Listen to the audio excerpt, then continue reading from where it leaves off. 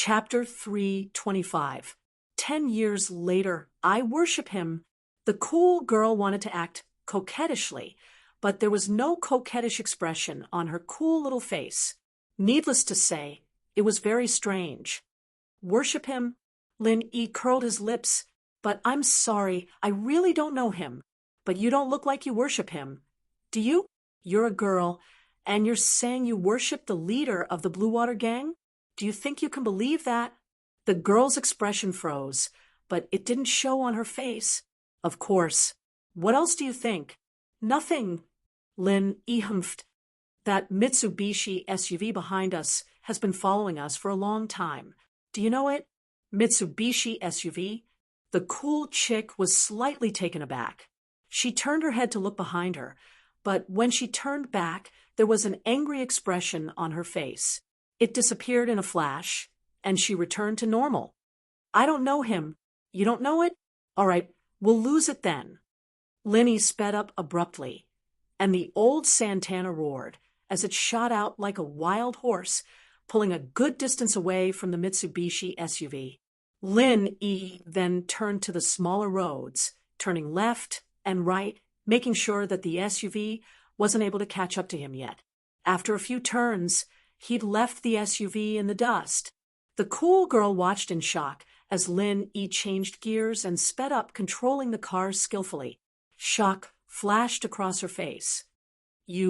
How's your driving skills so good? You have a lot of questions. You've been asking this and that ever since you got in the car. What are you trying to do?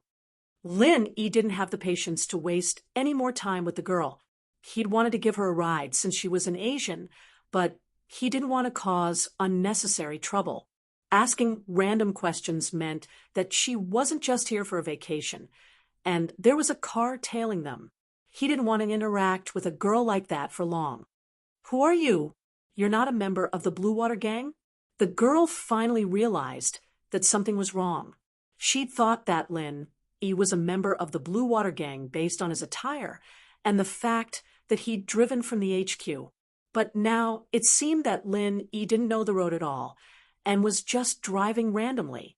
He'd managed to shake off the SUV, but that was only because of his driving skills. The reason why the girl felt that something was wrong was because Lin Yi had driven into a dead end. There was a landfill in front of them, and there was no other way to go. There were dilapidated houses on both sides of the road, obviously uninhabited. This place was probably the city's garbage dump. Lin Yi might have been panicking, but as a Blue Water Gang member who was familiar with the roads, there was no way he'd drive into a dead end like this. Plus, this road wasn't a dead end right away. There were a few more crossroads, but Lin Yi didn't turn and drove straight ahead, evidently not knowing that there was no road ahead. Connecting the dots between Lin Yi's claim that he didn't know the Canny Hotel, the girl finally felt that something was wrong. Nope, Lin Yi admitted honestly. I was just going to buy a car. They gave me the hat. The girl was speechless. She frowned, feeling a little depressed and saddened. Was she really a flower in a greenhouse, unable to stand up for herself? She'd gotten hurt the first time she went on a mission, and it hadn't been easy for her to recover. The second time she went on a mission, her family sent someone to follow her from afar. But that wasn't all. The worst part was that she'd misjudged the situation and gotten into the car of someone who wasn't a member of the Blue Water Gang, and even talked so much with him. He was starting to suspect that his mission wasn't going to be a smooth one. The girl's hand shook at the thought, and a sharp dagger appeared in her hand. She swung it lightly, aiming for Lin Yi's chest. Slap. Lin Yi grabbed the girl's hand. The girl hadn't expected him to grab her hand. She wasn't experienced in society, but her skills were top-notch. Otherwise, her family wouldn't have sent her out on a mission alone. She was confident in her skills. She'd made her move when Lin Yi was defenseless. And if she wasn't mistaken, Lin Yi was trying to figure out how to turn the car around. But Lin Yi had caught her hand while she was distracted. The girl's heart skipped a beat. She wanted to pull her hand back, but found that Lin Yi's hand was like a crab's clamp, holding her hand in place. You, let go of me. The girl didn't just stand there. She clenched her other hand into a fist and punched at Lin Yi's face. Lin Yi frowned and dodged to the side. Didn't you go read up on Mr. Dongwa's story after you got back? Looks like I told you for nothing last time. You didn't listen to me. The girl froze, forgetting about her attack on Lin Yi. A look of disbelief appeared on her face. You're the one who molested me last time? I'm your savior, Lin Yi corrected. I saved your life, and you try to kill me? That's a classic case of biting the hand that feeds you. Today, I was kind enough to give you a ride, and I even answered a bunch of your questions for free, and you tried to kill me again. A wronged look appeared on Chi-Chi's face. I was afraid that you'd ruin my plans. That's why I wanted to kill you. And last time, if you hadn't touched my body, why would I have killed you? Lin Yi had been observing the girl on the way, trying to remember where he'd seen her before. He just couldn't be sure. But when the girl struck at the end, Lin Yi remembered. This girl was the assassin he'd seen in front of the pharmacy back in Songshan, the one who'd lost a lot of blood. You what? Lin Yi frowned. I'll count to 3 and get out of the car. Don't ever show up in front of me again, you little bitch, or I won't go easy on you. Lin Yi had to admit that Chi-Chi was very pretty, but having a girl who wanted to kill him every day beside him wasn't something Lin Yi wanted. He'd always be able to sense her before she made a move, and the jade could warn him in advance. Young Chi-Chi felt wronged as she looked at Lin Yi's fierce face. Fine, I'll get out. Revenge is a dish best served cold. I can't beat you now, but I'll come for you in 10 years. Chapter 326. Chapter 326. Sorry, Chi-Chi glared at Lin Yi before getting out of the car. Lin Yi stepped on the gas, and the car sped away, and Chi-Chi realized that she was standing in front of the junkyard. There wasn't a single person here, nor were there any taxis. How was she supposed to get back? Chi-Chi wanted to cry as she yelled at Lin Yi's car. Lin Yi, I hate you. Just you wait. Lin Yi's car answered with a puff of black smoke. Chi-Chi helplessly took out her phone and dialed a number. Grandpa Tombstone. Did you follow me? No? Just admit it. I'm at the junkyard. I'm lost. Come get me. All right, I'll be waiting. Lin Yi was driving out of the alleyway when the Mitsubishi SUV drove past him. Lin Yi frowned. It seemed that this car had something to do with the girl. After asking around for directions, Lin Yi got back to the hotel he was staying at. It was pretty easy to find the way. Lin Yi planned to make his move at night, so he didn't have much to do during the day. He parked the car in the hotel's parking lot, putting the blue baseball cap York gave him on the driver's seat to prevent car thieves or unnecessary trouble before entering the hotel. Lin Yi did this because he'd seen a lot of cars like this on the road. It must be some sort of secret signal for the Blue Water Gang. Putting a blue baseball cap in the car would keep thieves away. Lin Yi went back to his hotel room and took a nap. He was going to make his move at night, forcefully taking Xie Jinbiao out and back to China. At the same time, Chi-Chi was sitting next to an old man in one of the rooms of Canny Hotel, a little troubled. Her cool face was red with anger. Grandpa Tombstone, that Lin Yi is a bastard. I'm going to kill him. How dare he leave me in the junkyard? You said that person's name is Lin Yi? Mu Bei paused at the name. Yeah, what? You've heard of this name before. Grandpa Tombstone. Chi-Chi asked curiously. Nothing. Tombstone shook his head. Let's not go for tonight's operation. I'll talk to the patriarch and cancel it. No, I must kill that Charlandon. Chi-Chi shook her head, stubbornly. I have to prove to my father that I'm a qualified assassin. All right then, Miss Young, please be careful, Tombstone said helplessly. However, I will stay outside the repair factory. If there is any situation, call me at any time. Got it? There was a hint of unwillingness on Chi-Chi's cool face. She didn't want Mubei to follow her, but there was nothing she could do. Grandpa, Mubei must have been sent by her mother. That night, Lin E made his move. Lin E parked his car not far from the repair factory he'd been to earlier in the day and put on his blue baseball cap, striding into the factory. The Blue Water member guarding the door only raised his head slightly to look at Lin E, but didn't stop him. He went back to his video game. The people who came to the repair factory at night were all Blue Water members. Normal people wouldn't come to a place like this at night, so the guard didn't think that Lin E would come looking for trouble alone. Lin E kept his head down with the blue baseball cap on, so no one noticed him. There were at least 300 people dressed like Lin E in the factory, all busy with their own things. Lin E wasn't in a rush to find out where Jean Biao was being held. He walked around the factory a couple of times, memorizing the layout of the place. You guys, go check out Mr. Wyhan's casinos. Someone's causing trouble there. Bring him back and have his family and friends prepare $50,000 to pay for his ransom. A coarse voice called out to a few Blue Water members. Yes. After these members received the order, they got into a few cars and sped away. The man who'd been cursing earlier was about to leave when a knife appeared on his neck. Don't scream, or I'll kill you. Lin E was actually looking for a Blue Water leader as he walked around the factory. Normal gang members wouldn't be able to find out where Jean Biao was being held.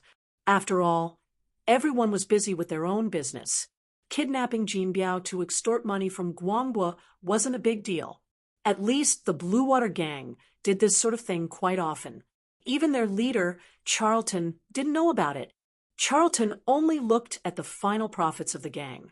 As for how, that was handled by the mid-level leaders. So he couldn't just grab a random person to find out where Jean Biao was being held.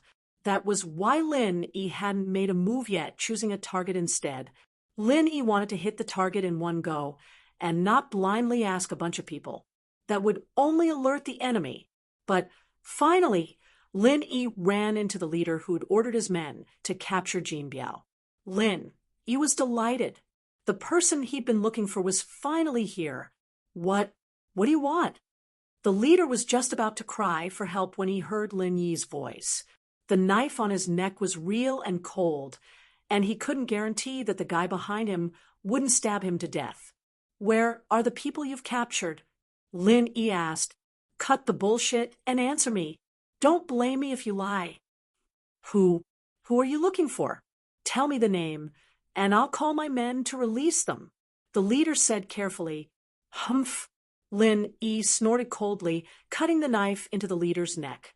Blood gushed out. I told you to cut the bullshit and answer me. Are you deaf? Or do you want to die now? I don't mind killing you and asking someone else. Don't. I'll talk. Originally, the leader wanted to play a trick and find out who Lin E was looking for. Then, he'd let his men bring the person out as a hostage to force Lin E to give in. But obviously Lin E wasn't even interested in talking. On the count of 3, 2, Lin E increased the strength of the knife in his hand. In the basement of the building in front. Don't kill me. I've already said. The leader was scared. It's in the building in front. Let me go. 1. Lin E said the last number. Sorry, I didn't stop. Chapter 327. Chapter 327. A thief Lin E took off the leader's baseball cap and shoved the body under a car that hadn't been driven in a while. No one would be able to find him for a while. Probably only when his body rotted and started to smell. Of course, Lin E didn't believe the leader's words completely. Who knew if he had ulterior motives? Lin E didn't go to the building the leader was talking about right away. What if it was a trap? Lin E wasn't that careless.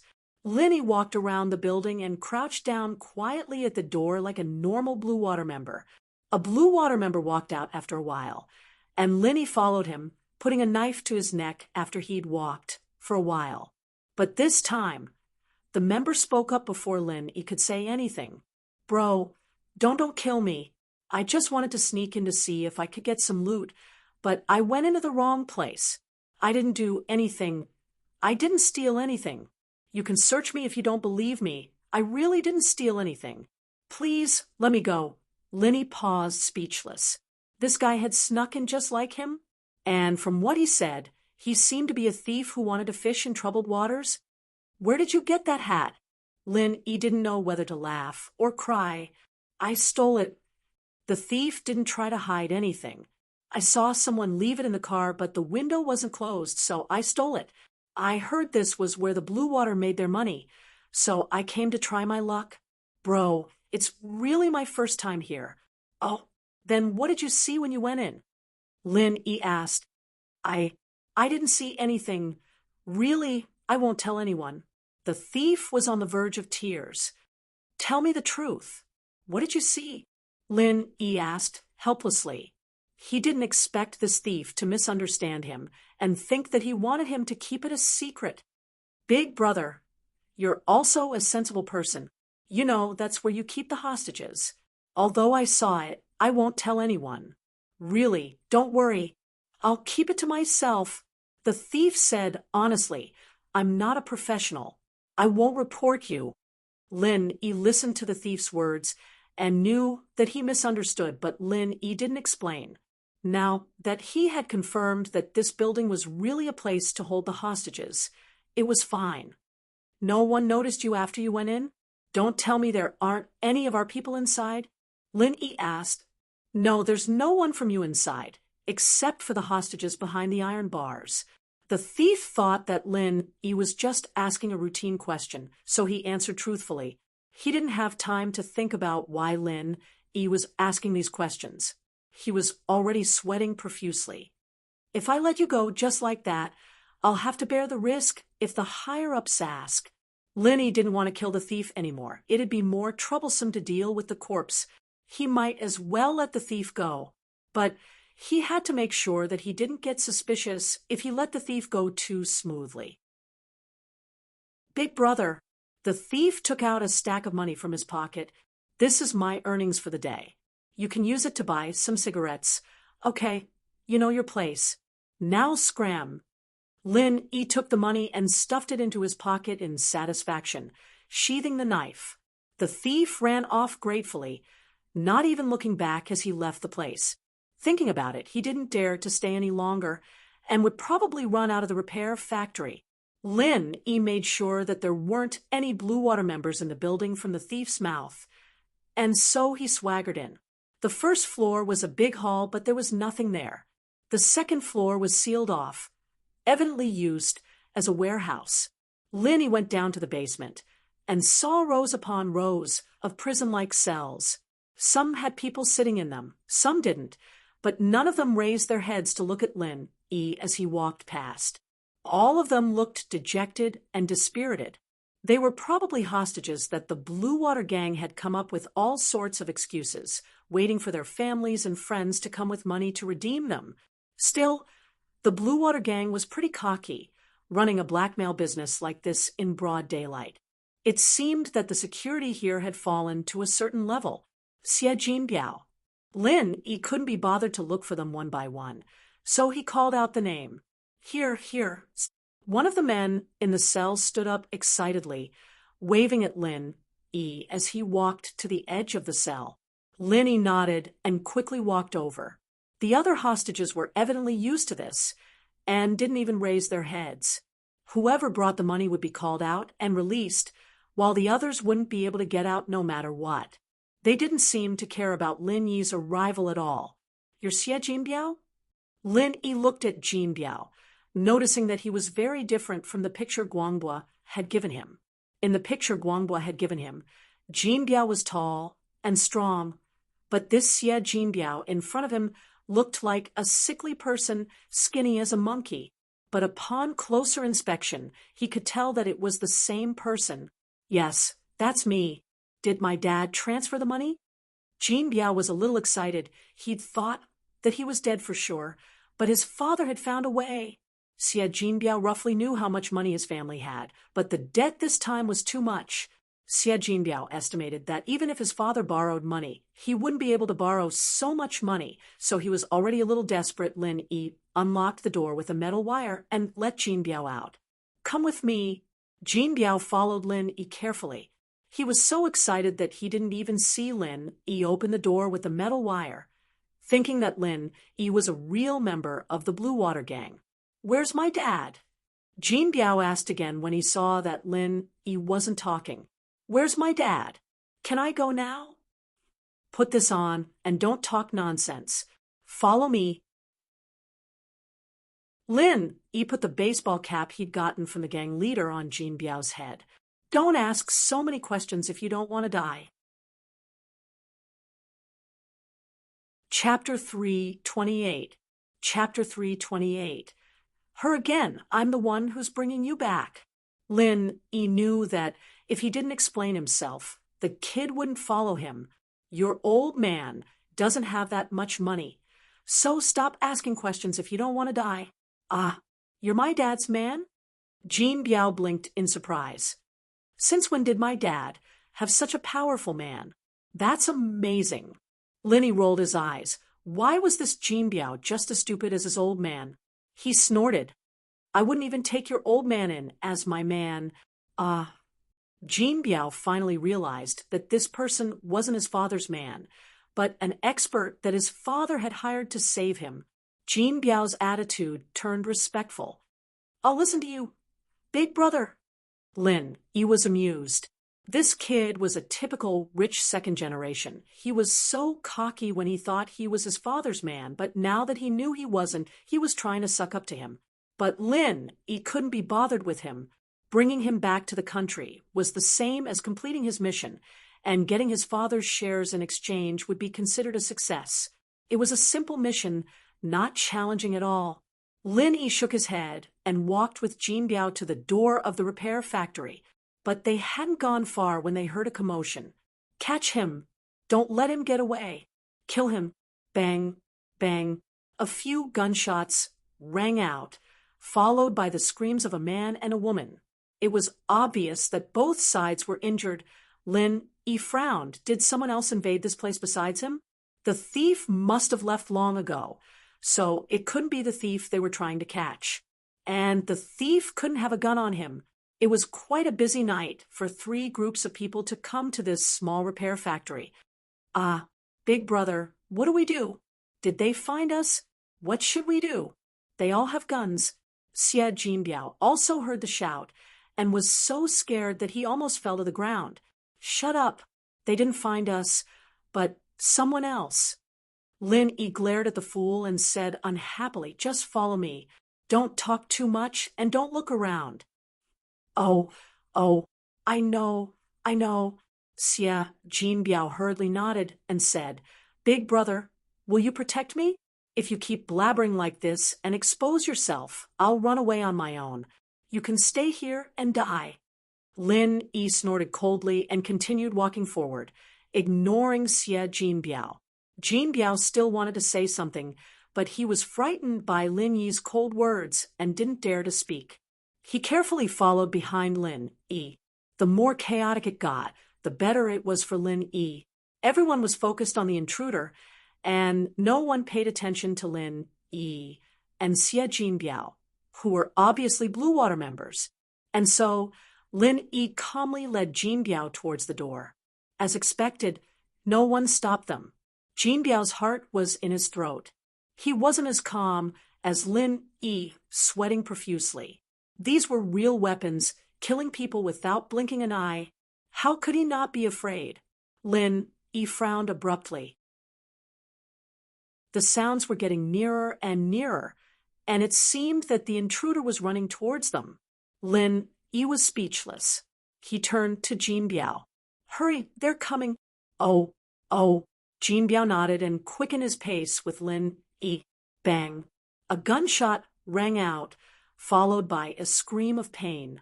It was a woman's voice, the 2 brothers in front. "Hurry up and stop that chick in front." A loud voice rang out from behind Lin Yi. Lin Yi had no choice but to stop his footsteps. If he didn't turn back now, the people behind him would probably open fire.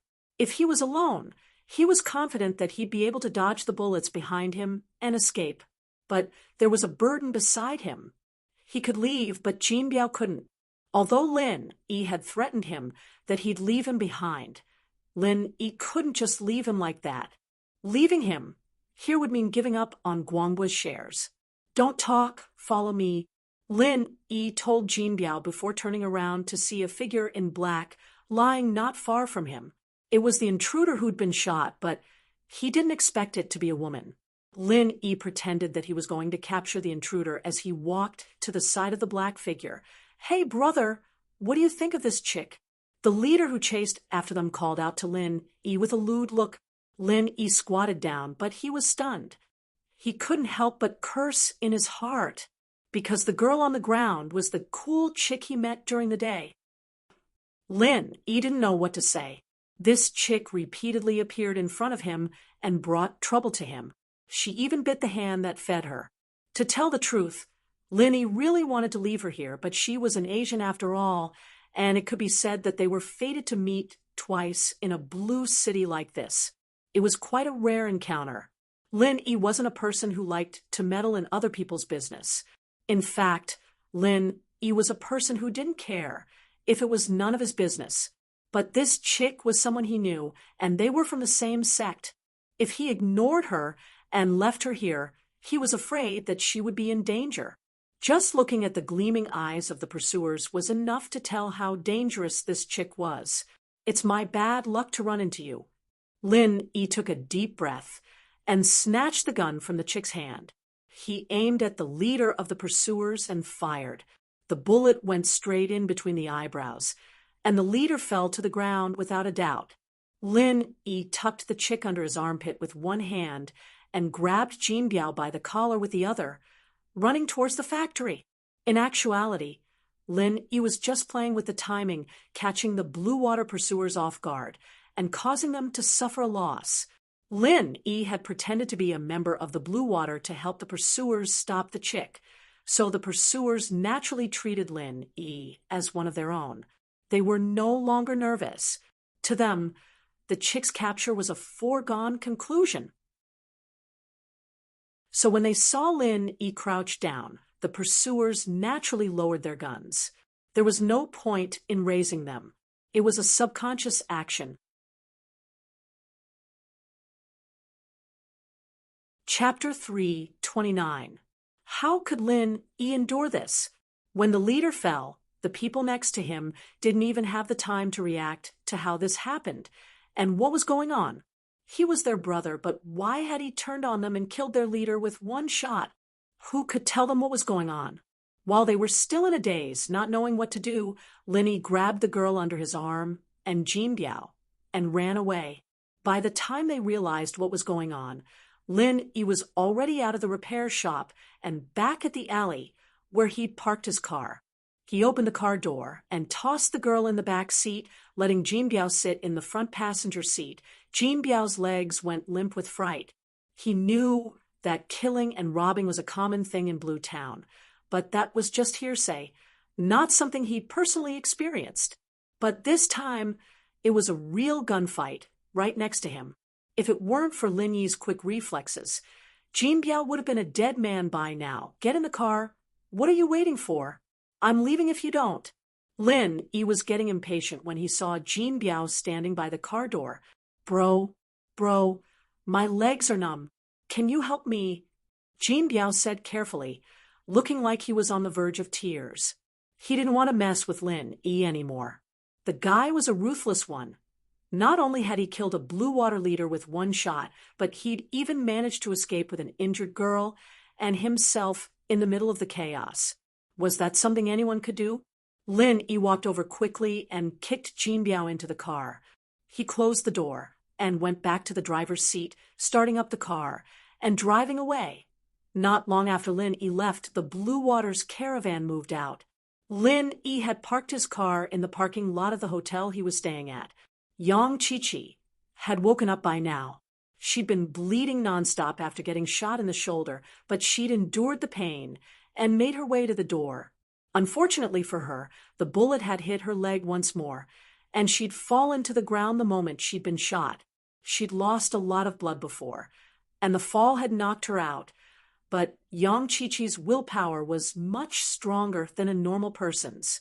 She didn't pass out completely even after losing so much blood. In fact, she was already awake when Lin Yi picked her up, but her emotions were a little complicated. He had saved her once again. She owed him too much. Could he still kill him? And so, Chi-Chi could only pretend that she wasn't awake. Take my room card and go upstairs. Don't let anyone see anything. Lin Yi handed the room card to Jin Biao. I don't care if you die, if someone sees through you. All right. Jin Biao didn't want to go upstairs himself, but he knew that there was no point in wasting his time. Lin Yi wouldn't care about him, and he didn't know what that female assassin had to do with Lin Yi. Since Lin Yi wasn't going to say anything, Jin Biao didn't dare pry. He took the room card and started walking towards the hotel, trembling. Wait, take off your hat. Lin Yi pointed at the blue baseball cap on Jin Biao's head. If he were to put on this hat now, he'd definitely attract the waitress's attention. If the Blue Water really did come here to search, the waitress's mouth might slip, and that'd be bad for them. Yes. Jin Biao quickly took his hat off, evidently thinking of that as well. He felt a wave of fear. It seemed that he wasn't as cautious as Lin Yi. Go up yourself, go in through the back door. Try not to let anyone see you. Lin Yi said faintly. The Blue Water would know that Jin Biao had been rescued at this point. All their attention was on the female assassin and the traitor, but it was better to be safe than sorry. I understand. I'll be careful.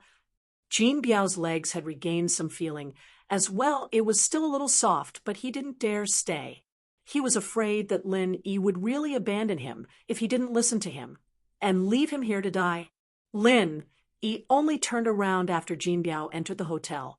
You're not dead, are you? Tell me where you're staying if you're not. Kenny Hotel. Chi-Chi's pale face squeezed out a hint of gratitude. Thank you. No need. Just don't kill me next time. Lin Yi didn't care at all for the girl's gratitude. Can you turn on the reading light in the car? I want to take the bullet out first. Chi-Chi knew that she'd attract unwanted attention if she went back to the hotel like this. She wanted to take the bullet out first, stop the bleeding, and put on some clothes to cover her body. Wouldn't that attract unwanted attention? Lin Yi was starting to curse. Which master taught you? Why aren't you dead yet? Being an assassin. Chi-Chi's face was a little red as she glared at Lin Yi. Don't talk about my master like that. This is only my second mission. My mom said that people grow up through failure. Second time, Lin Yi was speechless. So, that was your first time in Songshan? Yeah. Chi-Chi humphed softly and nodded. How am I supposed to endure this? Lin Yi was going crazy. I finally know why you're still alive. It's because you met me twice, or you'd be dead already. He had only carried out 2 missions in total, and was injured twice. Was there such a stupid assassin? Was there? Lin Yi was speechless. This girl was too strong. She looked cool, but she was a weakling. It's not that bad. Just a little unlucky. Chi-Chi lowered her head, embarrassed. I think I'm even more unlucky than you are. Lin Yi smiled bitterly. I really don't know who let you out on a mission. Your social experience is basically 0. Everyone has a time when they're young. How can they be strong without experience? Chi-Chi retorted coolly. All right, I'm unlucky. Where did the bullet hit you? I'll get it for you. Lin Yi didn't dare turn on the reading light that would attract curious people. Right shoulder and left calf, Chi-Chi whispered.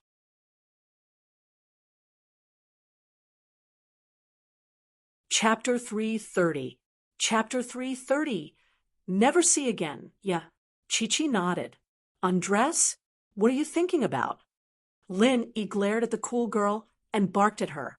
Undress. Undress? You need more? Chi-Chi wasn't sure what to say. Just open the shoulder. Lin Yi frowned. I've seen what I needed to see last time. I'm not interested in someone who's always trying to kill me. Who cares?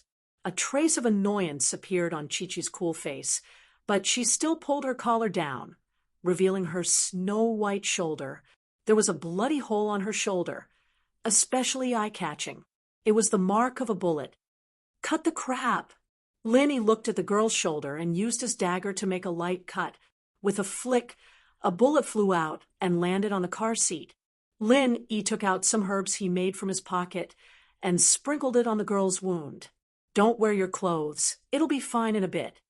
Oh, her wound had miraculously healed under Lin Yi's care, and new flesh had grown out that very night.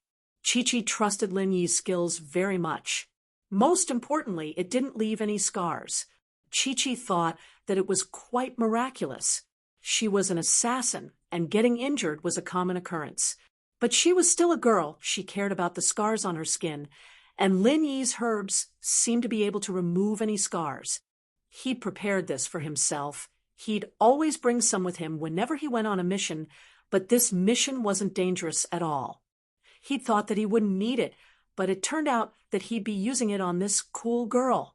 After dealing with the wound on the girl's shoulder, Lin Yi turned to the girl's calves. Chi-Chi had rolled up her pants a long time ago. Lin Yi slashed and flicked, and the bullet flew out. He quickly sprinkled some herbs on it, and the bleeding stopped. All right, don't do dangerous things like this again. You're not suited to be an assassin. You're really cool, and you look like a little assassin, but assassins aren't always cool, just like me. Lin Yi said seriously to the girl. You, Chi-Chi's eyes went wide. Weren't assassins supposed to be cool? Her mother was always cool at home, cold, and only smiling when she saw her father. All right, I'll send you back. Canny Hotel, right? Lead the way. Lin Yi didn't give Chi-Chi a chance to say anything as he turned to the driver and started the car. Go straight, then turn right. Chi-Chi could only give Lin Yi directions, a troubled look on her face. Was she really not suited to be an assassin? This big liar must be talking nonsense. Yes, he must be afraid that she'd get stronger and come back to kill him. Humph, that had to be it. Lin Yi, huh? Just you wait. I'll surpass you sooner or later. You do remember the way you're qualified to be an assassin. It was rare for Lin Yi to praise the girl, and Chi-Chi was just about to cheer when Lin Yi said, but you're more suited to be a tour guide or a taxi driver. Chi-Chi was getting pissed off. Wasn't this guy just saying that she wasn't qualified to be an assassin? Humph, had he never failed a mission before? Hey, what are you doing there tonight? Don't tell me you've never failed a mission before? Chi-Chi asked, unsatisfied. I'm going to bring someone out. You've seen him already. Lin Yi didn't hide anything. As for failure, I'm sorry, but I really want to taste it. Bullshit. Chi-Chi's face flashed with suspicion. Hey, that herb of yours is pretty good. Can you give me some? Are you the one who's trying to kill me today? Lin Yi looked at the girl, amused, and teased her. Then I'll buy it with money, all right? How much is it? I'll give you the money. Chi-Chi was getting a little embarrassed by Lin Yi's question. I made it myself. It's priceless. Lin Yi looked at the girl. But since you have the ring on your finger, I'll give you the remaining half. Lin Yi tossed the half bottle of herbs to the cool girl. Thank you. Chi-Chi was pleased. Lin Yi was right. This was a priceless treasure. Don't think you can get hurt just because you have this potion. You should just stay at home. Being an assassin doesn't suit you. He got out of the car and bought a set of casual clothes from a convenience store next to the hotel, handing it to the cool girl when he got back. Chi-Chi wanted to retaliate at Lin Yi's insults, but Lin Yi had gotten out of the car. She didn't know what Lin Yi was up to, but Lin Yi was already back. Put it on and go up yourself, Lin Yi said. Chi-Chi wanted to argue with Lin Yi, but seeing how thoughtful Lin Yi was, even buying clothes for her, Chi-Chi felt touched. She couldn't speak anymore. I'm going, bye. Chi-Chi got out of the car, feeling that the wound on her leg wasn't hurting anymore. It seemed that Lin Yi's herbs were really effective. It'd be best if we don't see each other again. I won't save you if you die next time. So troublesome. Lin Yi waved his hand helplessly and drove off. Chi-Chi stomped her foot on the ground, pissed off, but stomping her foot pulled at her wound. almost causing her to cry out in pain. She didn't dare stomp her foot again, and carefully made her way back to the hotel. What? Chi-Chi was puzzled. Where was Grandpa Mubei? Didn't he say he was waiting for her in front of the Blue Water HQ? How come she didn't see him when she came out? Plus, why didn't Grandpa Mubei stop her when Lin Yi brought her into the car? In actuality, Chi-Chi really did accuse Tombstone wrongly. Tombstone had been waiting at the factory's entrance the whole time, and was about to charge in when he saw that something was wrong when Lin Yi grabbed Chi-Chi, and ran out first after making sure that it was Lin Yi who brought the miss away. Mubei returned to the hotel with peace of mind. After all, Lin Yi was the pride and joy of the organization's leader. With him there, Mubei had nothing to worry about. Chapter 331. A calm response. Lin Yi only remembered that he'd given his room card to Jinbiao when he got back to his room, so he knocked on the door. But there was no response from the room, not even the slightest movement. Lin Yi frowned. Xia Jinbiao wasn't back yet? Or was he taken away? Jinbiao? Lin Yi called out, "Bro." This time, there was some movement in the room. Then, the door opened, revealing Xia Jinbiao's pale and thin face. The lights in the room weren't even turned on. It was completely dark. "Why didn't you turn on the lights?" Lin Yi walked in and closed the door behind him. "I didn't dare." "Someone knocked on the door. I think it was a waiter, but I didn't dare make a sound or turn on the light. I was scared that the Blue Water would find me and kill me." Jinbiao said weakly, "Bro, you're strong. You're not afraid of them. But I'm not. I can't fight them. I'd die if I saw them. So, for safety's sake, I pretended that there was no one in the room, just air." Lin Yi was speechless. As powerful as the Blue Water were in this city, there was no reason for them to search hotel after hotel, room after room. They wouldn't have anything else to do if they did that. "Pack up. We're leaving now." Lin Yi wasn't in the mood to stay any longer now that his business was done. Falbert had booked a ticket for tonight, though he could always change it if he couldn't finish the mission tonight.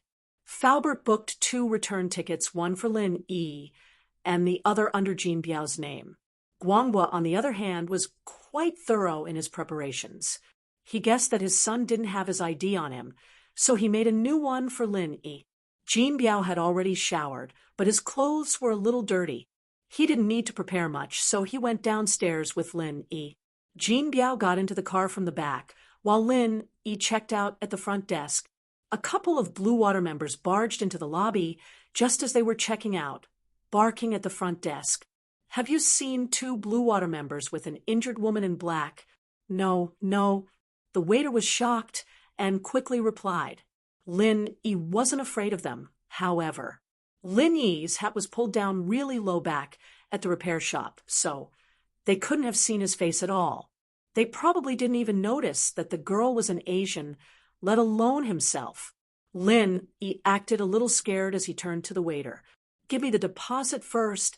I'm leaving." The waitress returned the deposit and ID to Lin Yi, who took them and ran off without a backward glance. The Blue Water members who'd rushed in looked at Lin Yi with disdain. "Coward." The other Blue Water members laughed as well. Let's go check out the next hotel." "Fuck, I don't know who sent an assassin to kill the leader of Charlton, but we're the second leader's men. It's better if he's dead." "We can't rest for the next few nights, though. We still have to find the killer." The waiter watched in horror as the Blue Water members left before letting out a sigh of relief. Lin Yi, on the other hand, had long since arrived at the parking lot. He got into his car and headed for the airport. Of the 2 blue caps in the car, one was thrown away, while the other was put on Lin Yi's head. "Bro, why are you still wearing that hat?" Jinbiao jumped in fright. The Blue Water members were looking for him, and Lin Yi. Wasn't that unnecessary? "Shut up." Lin Yi glared at Jinbiao. "Sit still if you don't want to die." Jinbiao didn't dare say anything else, but he was still a little puzzled. His bro wasn't a reckless person, So why was he doing this? The car drove towards the exit of the city, but at the exit, someone had set up a roadblock to stop all the cars leaving the city. Only a small number of cars were allowed to pass, while the rest were all parked there. Some were anxiously waiting for something, while others turned around and went back. Lin Yi didn't park his car on the side of the road like the rest, driving straight towards the roadblock. Bro, you're going to charge through the roadblock? There's so many of them. Don't do anything stupid. Jean Biao was starting to get a little scared. Lin Yi turned to glare at him coldly, and Jean Biao quickly shut his mouth. Lin Yi hadn't let him speak, but now he'd spoken up, he shouldn't have doubted his bro's abilities. He definitely had a way. Jean Biao comforted himself. Stop the car. Lin Yi's car was about to reach the roadblock when the Blue Water members flashed their flashlights at him. Gesturing for him to stop, Lin Yi stopped the car, and the Blue Water members surrounded him. Get out! What are you doing? Don't you know the Blue Water is on lockdown? You're from the Blue Water? Raise your head. How come I don't recognize you? Bro, I'd like to ask what's going on up ahead. Why is the road on lockdown? Lin Yi asked carefully. Why are you asking so many questions? I'm asking you, what do you do, and where did you get that hat? The Blue Water member barked at Lin Yi. Bro, I bought this car at the Blue Water's repair shop today, and the hat was a gift from York Bro. I bought it from him. He said no one in Blue City would bother me as long as I wore the hat. Lin Yi explained carefully. Oh, you said you bought the car from us? The Blue Water member nodded, turning to another Blue Water member, not too far away. Boss, there's a guy here saying he bought his car from us, that York sold it to him, and that hat was a gift from him too. Then give York a call. Let him go if he's the one. Arrest him if he's not. The leader was checking other cars, and didn't have time to waste with the Blue Water members. He waved his hand and left. Wait a bit then. The Blue Water member's attitude was a lot friendlier now. The person in front of him might be a Blue Water customer. After all,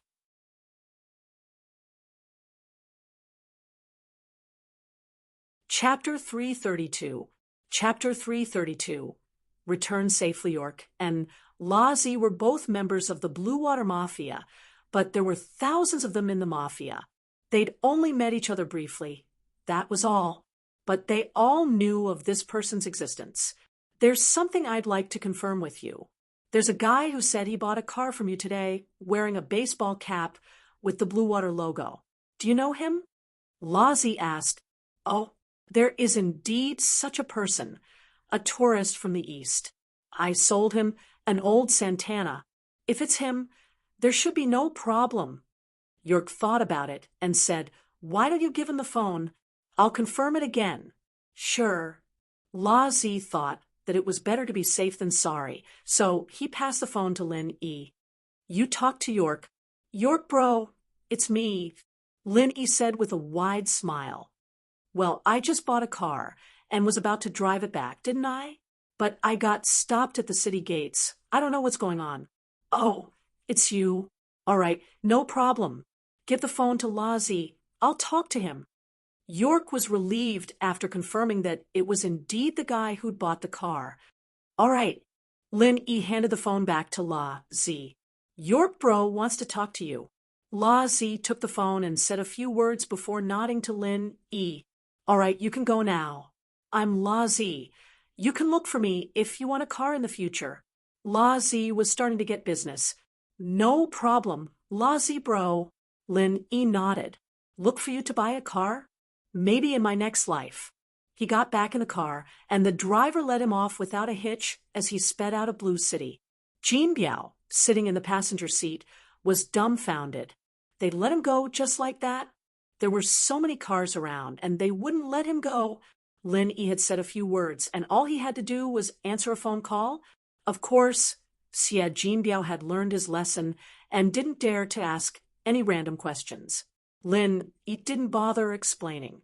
He'd seen the Blue Water members looking for someone in the hotel, and he'd expected to see them at the exit as well.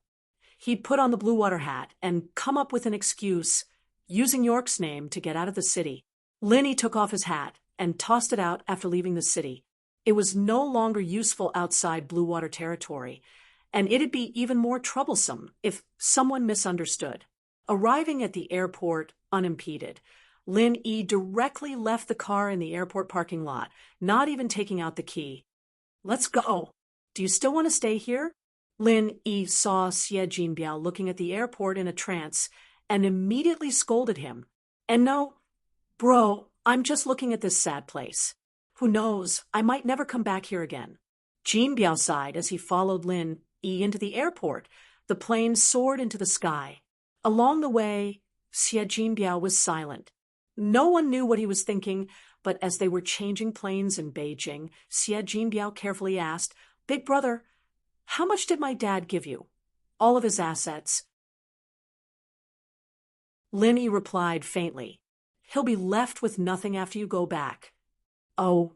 Jinbiao nodded. He was a bit depressed, but didn't say anything. As far as he was concerned, the price was very reasonable. Lin Yi's skills were worth the price. His entire family's assets didn't even add up to 100 million USD, so he'd gotten the better end of the deal. Otherwise, his father would be in a lot of debt. Jinbiao's attitude surprised Lin E. He didn't cry or make a fuss, and he seemed to have accepted the fact. Did this guy learn? In fact, after this thrilling experience, Jinbiao also figured out some things. When he had money, he was a rich kid, but when he had no money, he was nothing. The plane landed safely on the ground, and they were home. Lin E didn't feel anything, but Jinbiao was emotional, and his body was trembling with excitement. "Are you addicted to drugs?" Lin E glanced at him. "No, I'm just a little excited. I've quit." Jinbiao was a little embarrassed. "Quit?" Lin E was stunned. "This kid can quit drugs? I was locked up for 2 months. Who would give me drugs if I had no money?" It was quite uncomfortable at first, but I got over it later. Jinbiao explained with some embarrassment. Lin E nodded and didn't say anything. In a situation like Jinbiao's, it was possible for him to quit drugs completely, but he was afraid that he'd be addicted to drugs again in the future. However, this wasn't Lin Yi's responsibility. Lin E brought him back, so he fulfilled his promise. At the airport, Falbert's car didn't come to pick them up. Lin E didn't tell him the exact time of his return. The ticket could be changed, so the time of his return depended on whether Lin Yi's mission was successful or not. After leaving the airport, Lin E flagged down a taxi and got in with Jinbiao. "Go to Qianhua Waterfront District," Lin E ordered the taxi driver. "Okay." The taxi driver nodded and started the car. It was a little strange. Lin E was wearing ordinary clothes, but the kid in the back looked like he escaped from a refugee camp. His clothes were tattered, and he was skinny like a heavy smoker. "These two people are going to Qianhua Waterfront? That's where the rich live."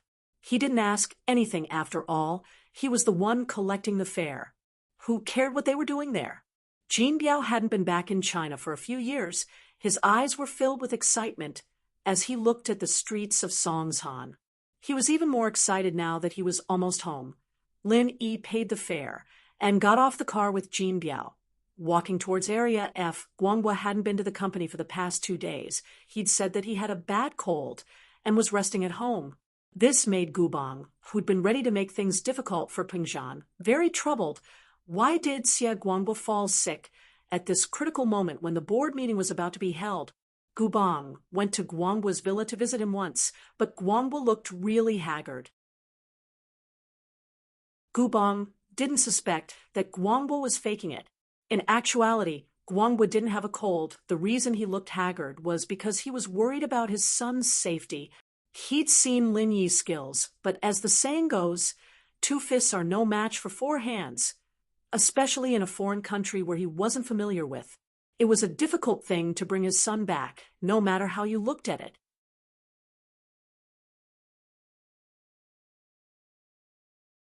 Chapter 333. Chapter 333. Don't mess with him. Ding dong. The doorbell rang, and Guangbo frowned tiredly. Could it be that Jean Gubong couldn't wait any longer and was here again. He'd just been here yesterday. Guangbo didn't want to see Gubong, but he still ordered the housekeeper to open the door for him. She blinked as the door opened, staring at the person in disbelief. "Why, you're the young master." Wang Ma stared at the skinny Jean Biao, too shocked to speak. "Wasn't this a little too frightening?" "Wang Ma, it's me." Jean Biao was quite emotional as well. Wang Ma had been very young when he'd left, but her hair had turned white in the blink of an eye. Wang Bua had been pretending to be sick on the sofa, thinking that it was Jean Gubong. He jumped up when he heard his son's voice. Son, you're back?" "Dad." Jean Biao was quite emotional as well. He'd been living a carefree life abroad, but it was only now that he was home that he truly felt the best. "All right, you two can catch up later. Where's my shares?"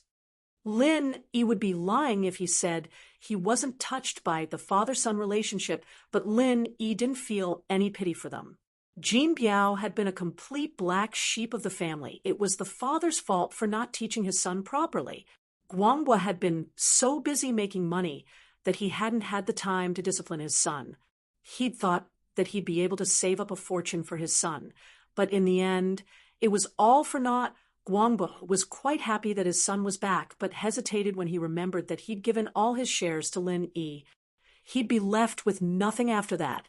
It didn't matter if he didn't have any money, but would his son be able to live a poor life?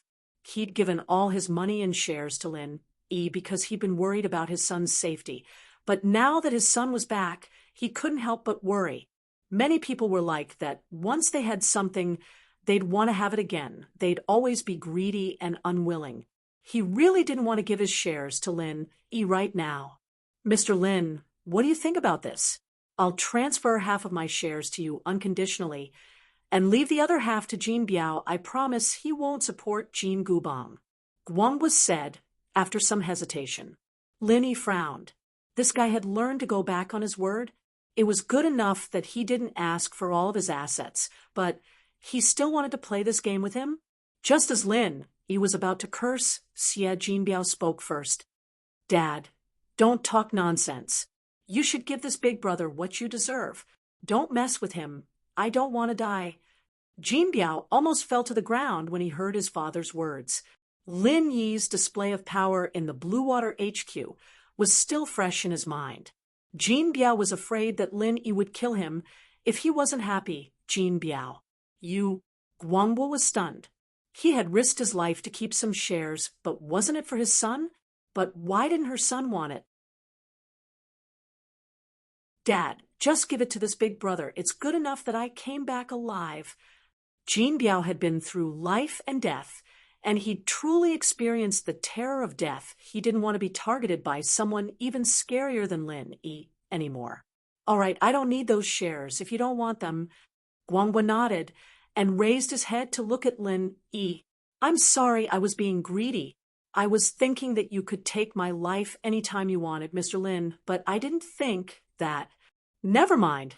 I'll get the documents for you right away.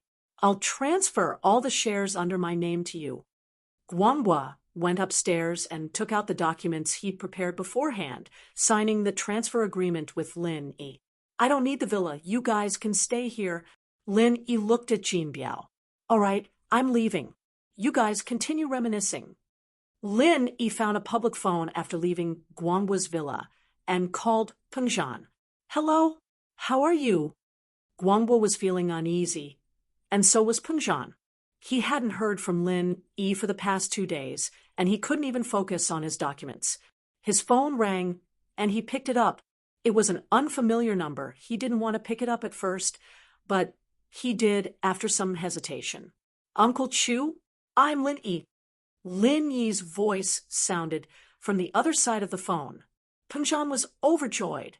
He'd been thinking about Lin Yi all this time, and the fact that Lin Yi was calling put him at ease. Pengzhan didn't really care if they could save Xie Jinbiao or not, as long as Lin Yi was safe. But the number was from Songshan, and Pengzhan found it odd. Was it a long-distance connection? "Lin Yi, where are you? Are you all right?" Pengzhan asked. "I'm fine. I just came back, and I'm on my way to your company now. Are you there?" Lin Yi asked. I'm here. Where are you? I'll get Li Fu to pick you up. Peng Zhan said, relieved that Lin Yi was already back in Songshan. It's fine. I'll take a taxi, Lin Yi said. All right, I'll wait for you in my office. Peng Zhan didn't insist after listening to Lin Yi. After all, Lin Yi was already back in Songshan, and there was no danger. Lin Yi flagged down a taxi and headed straight to Peng Zhan Industries. There wasn't any traffic during the day, and it took less than 10 minutes for Lin Yi to arrive at the gates of Peng Zhan Industries. Lin Yi had come to Peng Zhan Industries a couple of times already, and the security guard at the gates had quite an impression of Lin Yi after what happened last time. He welcomed Lin Yi with a smile. Lin Yi nodded and went straight to Peng Zhan's office. He knocked on the door, and Faubert was standing inside. Mr. Lin, you're here. Mr. Chu is waiting for you inside. Faubert was a little surprised to see Lin Yi. Peng Zhan had told him that Lin Yi was back, but Faubert still couldn't believe it. It hadn't even been 2 days, and Lin Yi had already brought Xie Jinbiao back. But where was Xie Jinbiao? Had he failed the mission? But Faubert didn't ask too much since Peng Zhan was there. Peng Zhan would find out everything in detail. Peng Zhan stood up to greet Lin Yi personally, showing how much he valued Lin Yi. I was worried before, but it looks like you're fine. That's great. Uncle Chu, didn't I say it before? It's just a small matter. Lin Yi shrugged with a smile.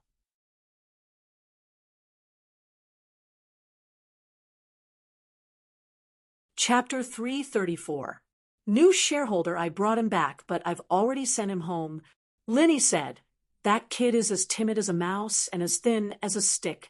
Return him to his father as soon as possible. Don't let him die on the road. Oh? Peng Zhan was overjoyed after hearing Lin Yi's words. You've sent him home already? That's great. I didn't expect it. Lil Yi, you're my lucky star. Ever since you came, all the troubles on my side have been easily resolved. Uncle Chu, don't let your guard down. Jean Gubong's just a clown at the front desk. The people behind him are the key. Lin Yi reminded. Siwa's just a spokesperson. I know, but they have been plotting against my Peng Zhan Industries for a long time. If there wasn't a mole working with them, they wouldn't have succeeded.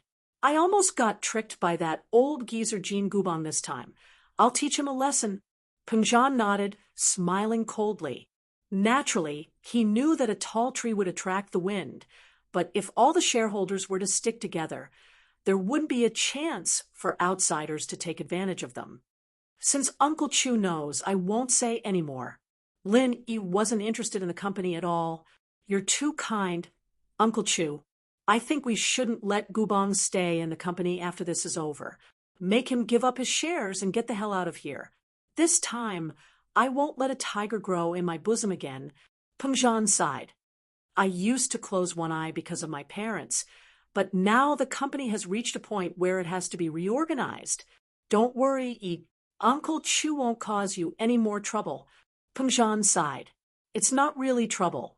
My old man told me to come here to listen to my employer's orders, Lin Yi said with a smile. Embarrassed. He'd put a lot of effort into this mission, and he was looking forward to retiring in one go. By the way, what did Guangwa say? He won't be supporting Jean Gubong anymore, will he? Peng Zhan asked the question he was most concerned about after the small talk. Of course not. You've given me all the shares, Lin Yi said as he handed Guangwa's shares over to Peng Zhan. This is the contract I signed with him. We just need to sign a new one, and it'll be under your name. Peng Zhan was taken aback. He didn't think that Lin Yi would be able to get his hands on Guangwa's shares. He had heard Lin Yi mention this before, but he didn't take it seriously. Although Xie Guangwa had no desires, the only thing he couldn't let go of was his son. How could he give away all the shares in his hands? As far as Peng Zhan was concerned, Guangwa would rather die than leave something for his son.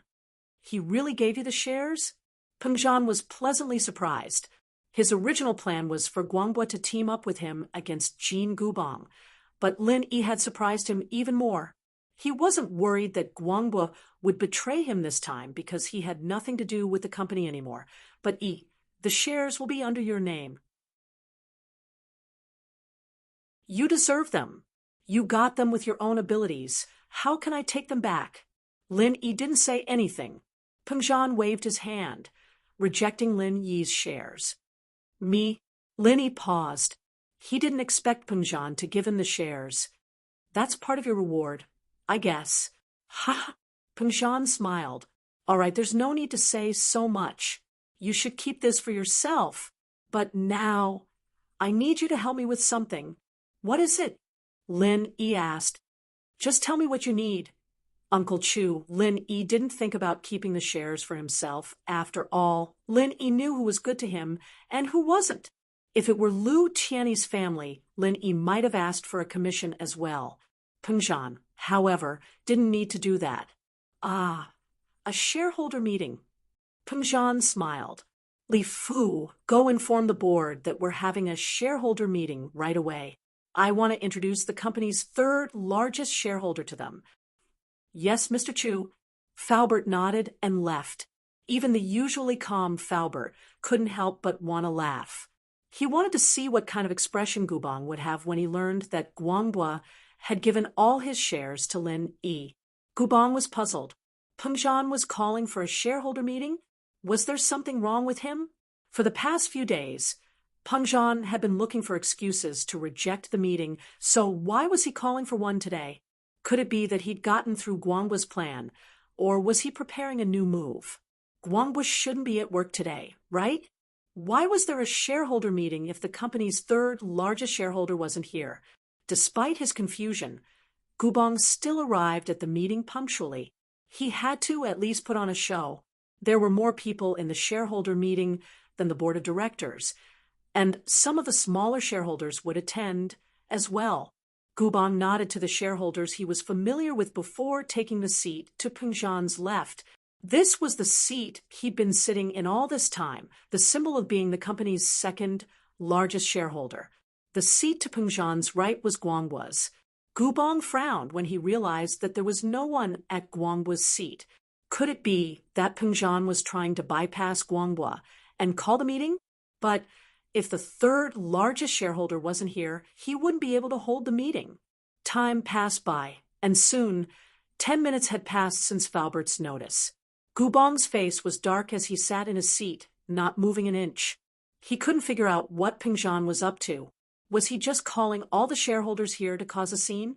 Gubang was deep in thought when the meeting room went silent all of a sudden. He raised his head to see Li Fu walking in.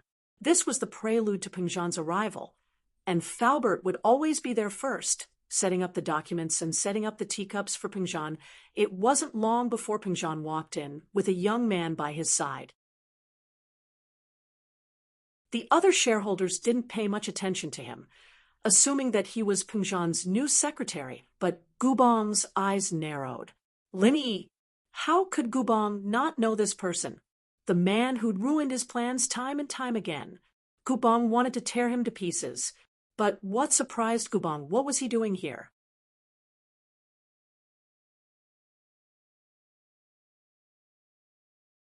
Chapter 335. Chapter 335. Shocking news. Peng Zhan spoke up just as Gubang was wondering what was going on. All right, everyone quiet. We're calling for a shareholders meeting. Chairman Chu, isn't that against the rules? The third largest shareholder of the company, Mr. Xie Guangbua, isn't here right now. Gubang objected to Peng Zhan's suggestion. Even if there's something wrong with his body, he should have sent a representative.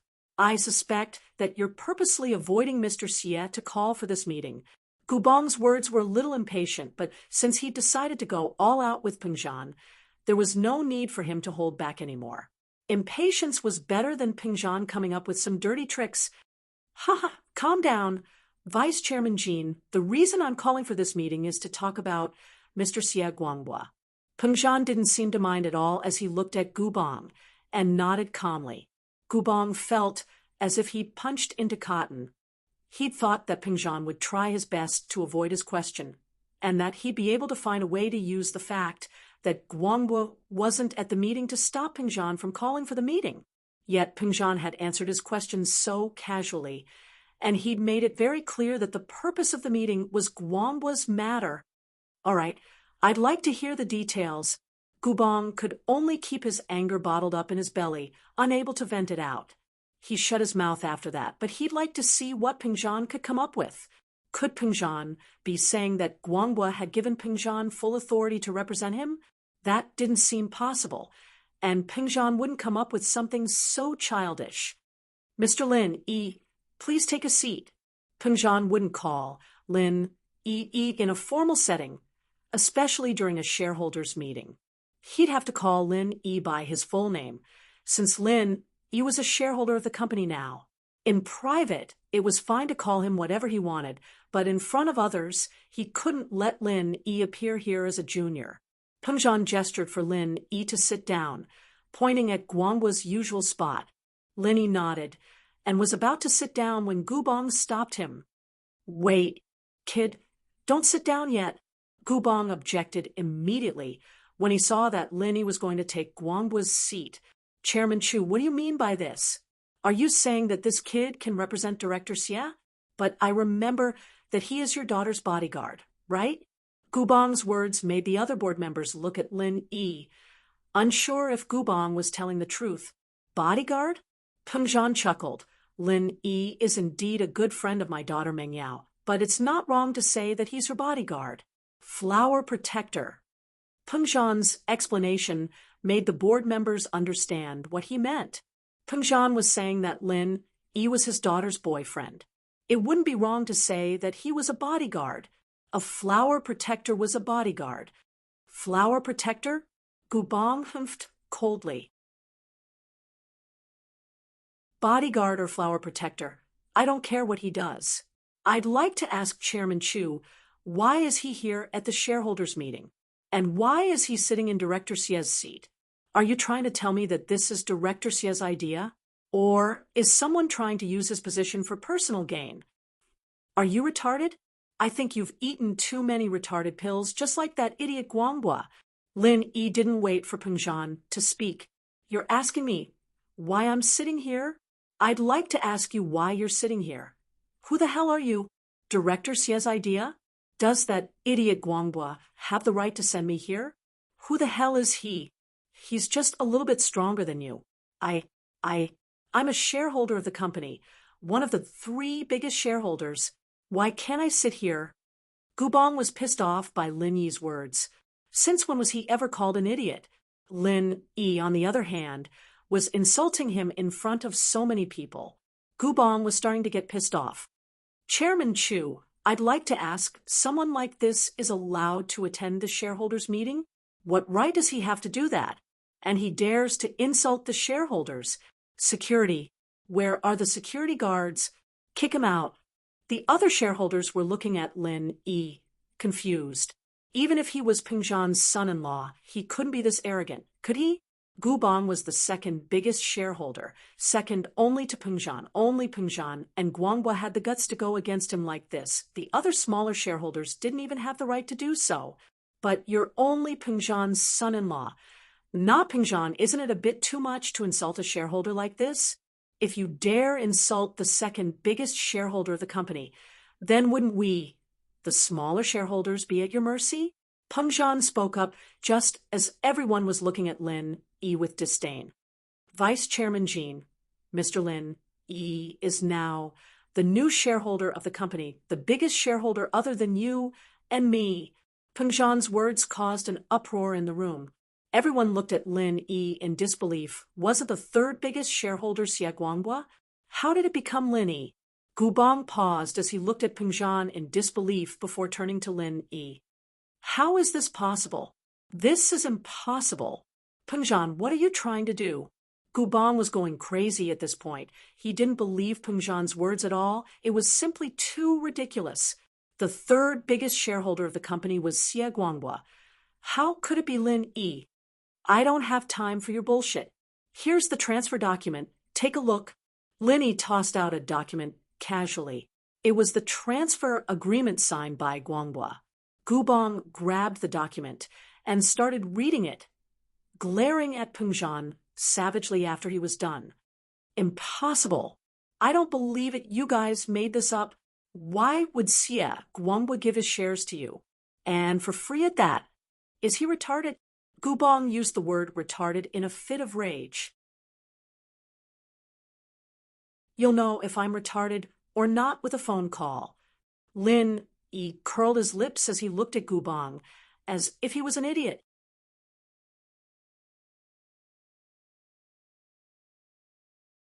Chapter 336. Hope shattered in an instant. Impossible. Absolutely impossible. Gubong was still talking to himself as he took out his phone. In actuality, as an old acquaintance of Guangbo's, he knew very well how Guangbo's signature looked and how he stamped it. From the surface, it didn't look like a forgery. Moreover, Pengzhan wouldn't do something like this. It was pointless, even if he managed to gain the upper hand in a shareholder meeting. The moment Guangbo appeared, the scheme would fall apart on its own. Pengzhan, on the other hand, would be labeled as dishonest and deceiving the shareholders. It wasn't worth it at all. As far as Gubong was concerned, however, Guangbo giving his shares to Lin Yi for free was even more impossible. Was Guangbo an idiot? His son was still in the hands of a foreign mafia, and his son owed a huge amount of money to the loan sharks. He'd be dead if he didn't pay it back. Guangbo's only option was to keep his shares in order to cooperate with Gubong, and that was his only way out. Giving his shares to Lin Yi at a time like this wouldn't help him in any way. He dialed Guangbo's phone, only to find it turned off. Gubong didn't mind, however, since Guangbo's phone had been turned off for the past 2 days. Gubong dialed the landline in Guangbo's villa once more. Someone picked up after a while, but it wasn't Guangbo, it was an unfamiliar man's voice. Hello, who are you looking for? I'm looking for Mr. Guangbo. May I know if he's here? Gubong asked. Oh, you're looking for my dad? Hold on, I'll go get him. It was Jinbiao who picked up the phone. Guangbo was very happy today. His son was home, and he was preparing to cook his son's favorite dishes. In actuality, while Guangbo had given all his shares to Lin Yi, he still had some real estate left. There were more than 10 houses in Songshan, along with some antiques and jewelry. He'd be able to sell them all for tens of millions of yuan, and it was more than enough to start a small business. Giving his shares to Lin Yi made him feel more relaxed. His days of starting a business with his son were the happiest days of his life. Wait, Guangbo is your dad? Who are you? Gubong's face was filled with shock. I am his son, Xie Jinbiao. What's wrong? Who are you? Xie Jinbiao thought to himself, is this person an idiot? If I call him dad, who do you think I am? Weren't you captured by a foreign gang? Why are you home? Gubong asked in disbelief. Who are you?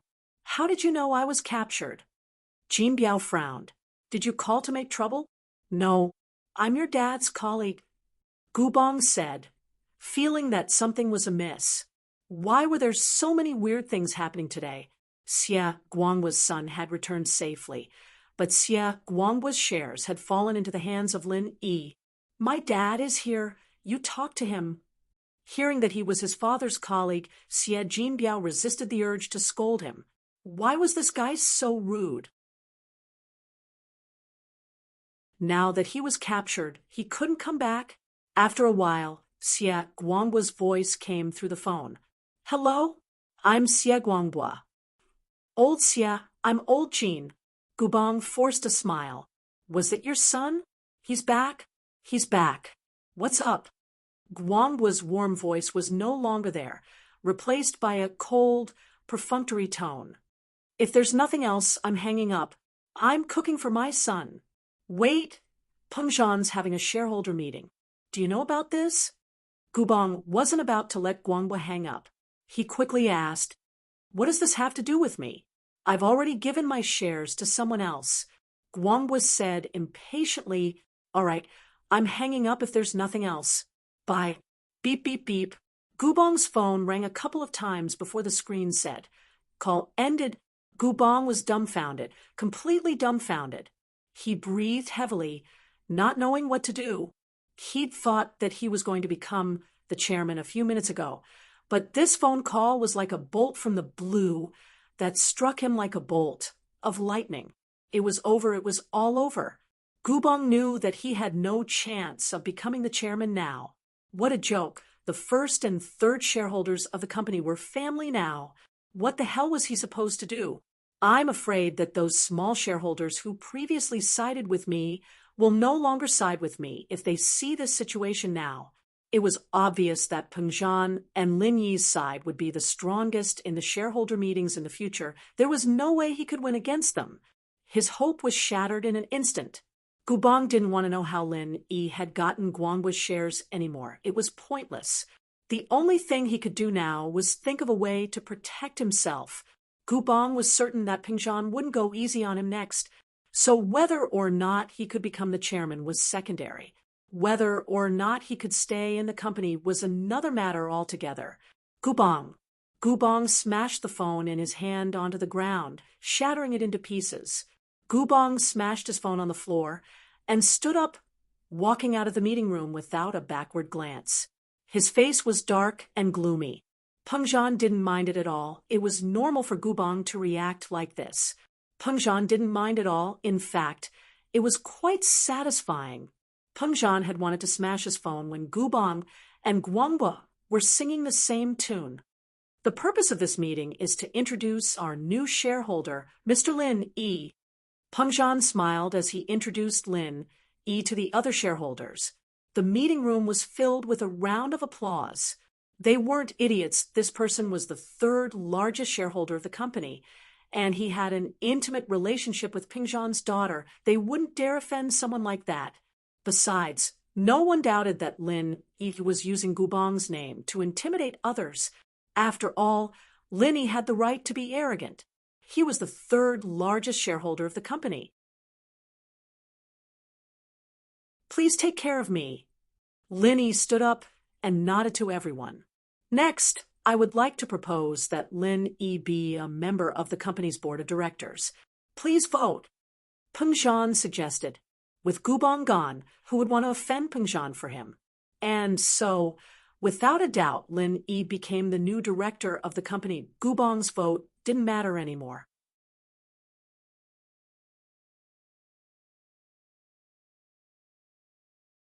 Chapter 337. Chapter 337. Two paths. Lin Yi didn't need to get involved in how Peng Zhan dealt with Gubong. If Peng Zhan still couldn't take care of Gubong under these circumstances, then Lin Yi would really have to wonder if he had the ability to manage a company at all. Gubong went back to his office. He'd never felt so defeated before, and he'd finally gotten a taste of it today. Gubong had always wanted to replace Peng Zhan, and with Guanghua's support, he was like a tiger that had grown wings. But the situation at the shareholders' meeting today had told him that it was all but a passing cloud. He had nothing left. He'd thought that with Guanghua's support, his position as chairman was already in the bag. He'd completely fallen out with Peng Zhan, to the point where there was no turning back. Gubong didn't believe that Peng Zhan would let him go, and he'd use this opportunity to crush him. After some hesitation, Gubong dialed up Tsihua's phone. There was no point talking to Yuchu about this anymore, so he had to discuss it with Tsihua. Hello, Vice Chairman Jean? How's it going? I heard from Lil Yuchu that you're about to take control of the company? Tsihua said. Master Bing's coming to Songshan in a couple of days. You'll be rewarded handsomely with this gift of yours. I'm sorry, Tsihua bro. Gubong said carefully. There's been some changes. Changes? Tsihua paused, his voice darkening. What changes? I don't know what's going on with that director I'm working with, but he suddenly transferred his shares to Lin. Gubong said, Lin Yi and that old fox Peng Zhan are working together, and I can't control the board of directors anymore. They're going to make a move on me soon. So, you're saying that the real estate company we're gifting to Master Bing is going to fall through? Tsihua's voice grew colder. I'm afraid so. Gubong smiled helplessly. Damn it, are you playing with me? I've done so many things for you, and I've lost 2 golden class masters because of it. Are you telling me to just let it go? Sihua humphed coldly. Jean Gubong, do you have a death wish? Sihua bro. I'm sorry, please don't be angry. Gubong said, startled. Gubong wouldn't have cared if someone else had said that to him, but Sihua could kill him with a snap of his fingers. Sihua, on the other hand, could kill him with ease. It wasn't a joke. Sihua had the ability to do so, and no one would stand up for him after he died. You're not angry? Why don't you think about how angry Master Bing will be? Sihua cursed. Master Bing's angry. I'm done for. I'm telling you, Jean Gubong, you have to give me the real estate company whether you want to or not. Otherwise, bear the consequences yourself. Sihua bro. Unfortunately, Sihua hung up with a bang before Gubong could finish. Gubong pushed the phone off his desk, sending it crashing to the floor. Gubong was pissed as well, but he didn't dare vent it on Sihua. What kind of person was Sihua? He was someone who had his way with both the black and white sides of Songshan, and his boss was even more powerful. Gubong couldn't afford to piss off someone like that. Pengzhan, you're forcing me into a dead end. If you push me too far, I'll take you down with me. I'll blow you up with a bomb. Gubong said hatefully, but he was just saying that Gubong was actually very afraid of death. His embezzlement in the company would only result in jail if Pengzhan found out, but his life would be forfeit if Sihua were to get angry. Gubong had to think of a plan as soon as possible, or his life would truly be a tragedy. Of course, that was just the beginning. Pengzhan called him in for a talk before he could come up with a plan. Gubong knew that Pengzhan was looking for him for no good reason, and as much as he didn't want to go, he didn't have a choice. He couldn't help but sigh as he made his way to Pengzhan's office. Faubert was standing at the door with a smile on his face. Mr. Chu is waiting for you inside. Vice Chairman Jean. Got it. Gubong waved his hand weakly as he walked into Pengzhan's office. He'd wanted to use Sihua's help to turn things around, but now it seemed that Sihua wasn't killing him at all. Help! Dream on! Vice Chairman Jean, please have a seat. Pengzhan pointed at the sofa beside the desk. Gubong looked as if he'd aged 10 years all of a sudden. He looked at Pengzhan with a tired expression before plopping down on the sofa. Pengzhan, just say what you want. Don't beat around the bush. Gubong couldn't be bothered to play mind games with Pengzhan. There was no need for it anymore. He still had to deal with Sihua after dealing with Pengzhan. Besides, he wasn't Pengzhan's opponent at all. What was the point of this stalemate? He might as well just say what he wanted and see what Pengzhan wanted. All right, I'll be direct, if that's the case. Vice Chairman Jean.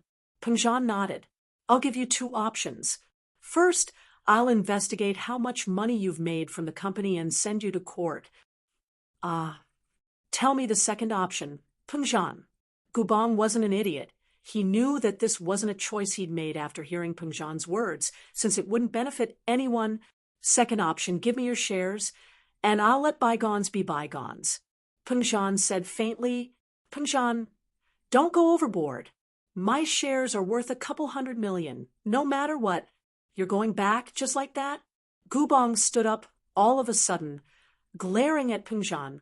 The money you've made from the company all these years should be around that number, right? Even if it's not a couple $100 million, it's at least 100 or 200 million. Pengzhan smiled. How many years would 200 million put you in prison, compared to the shares you choose? Give me another 100 million, Gubong said after some hesitation. Pengzhan, on the other hand, was just asking for a ridiculous price. He humphed when he heard Gubong. 50 million, 80 million, Gubong said.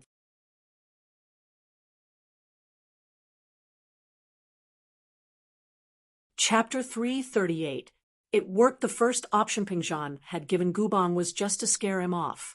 There was no real benefit to Pengzhan if he really did find the evidence and put Gubong in jail for the rest of his life. Plus, even if the evidence was found, there was no guarantee that it would be of any use. How long would a lawsuit take? it was better to go with the second option. As long as Gubong wasn't an idiot, he'd definitely choose the second option. As expected, Gubong didn't disappoint Pengjan. All right, 80 million it is then. It's a deal. Gubong wasn't in the mood to haggle with Pengjan. He had more important things to attend to. With this 80 million, he'd be able to start a small real estate company as compensation for masturbing. Sihua wouldn't bother him anymore then. Would he? Gubong felt like he'd lost two birds with one stone. Not only did he lose his position as chairman, but he'd also be forced to leave the company. He'd lost his shares in exchange for 80 million, and that 80 million might not even be his own. He'd have to give it to Master Bing.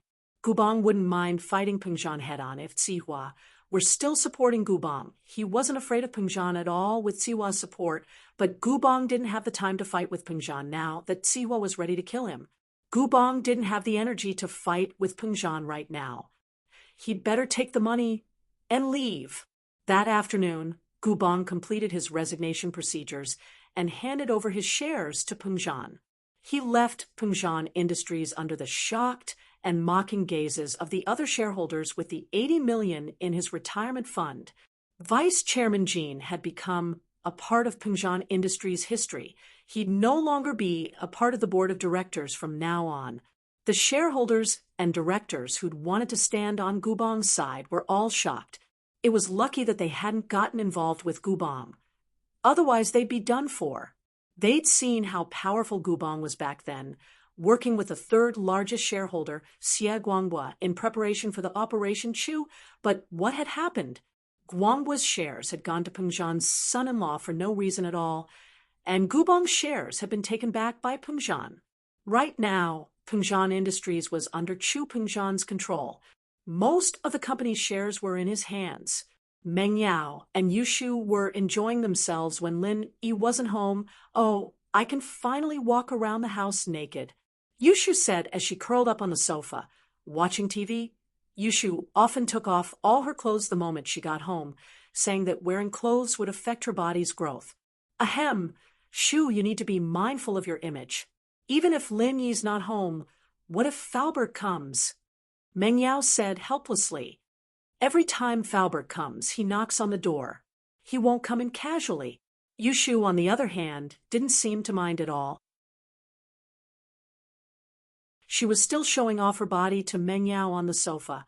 "Yao Yao, what do you think of my body recently? Stop showing off your boobs in front of me. I'll cut them off if you keep showing them off." Meng Yao glared at Yushu. Did she think she could show off her body just because she had a good figure? "Why don't you say you're not as tall as me?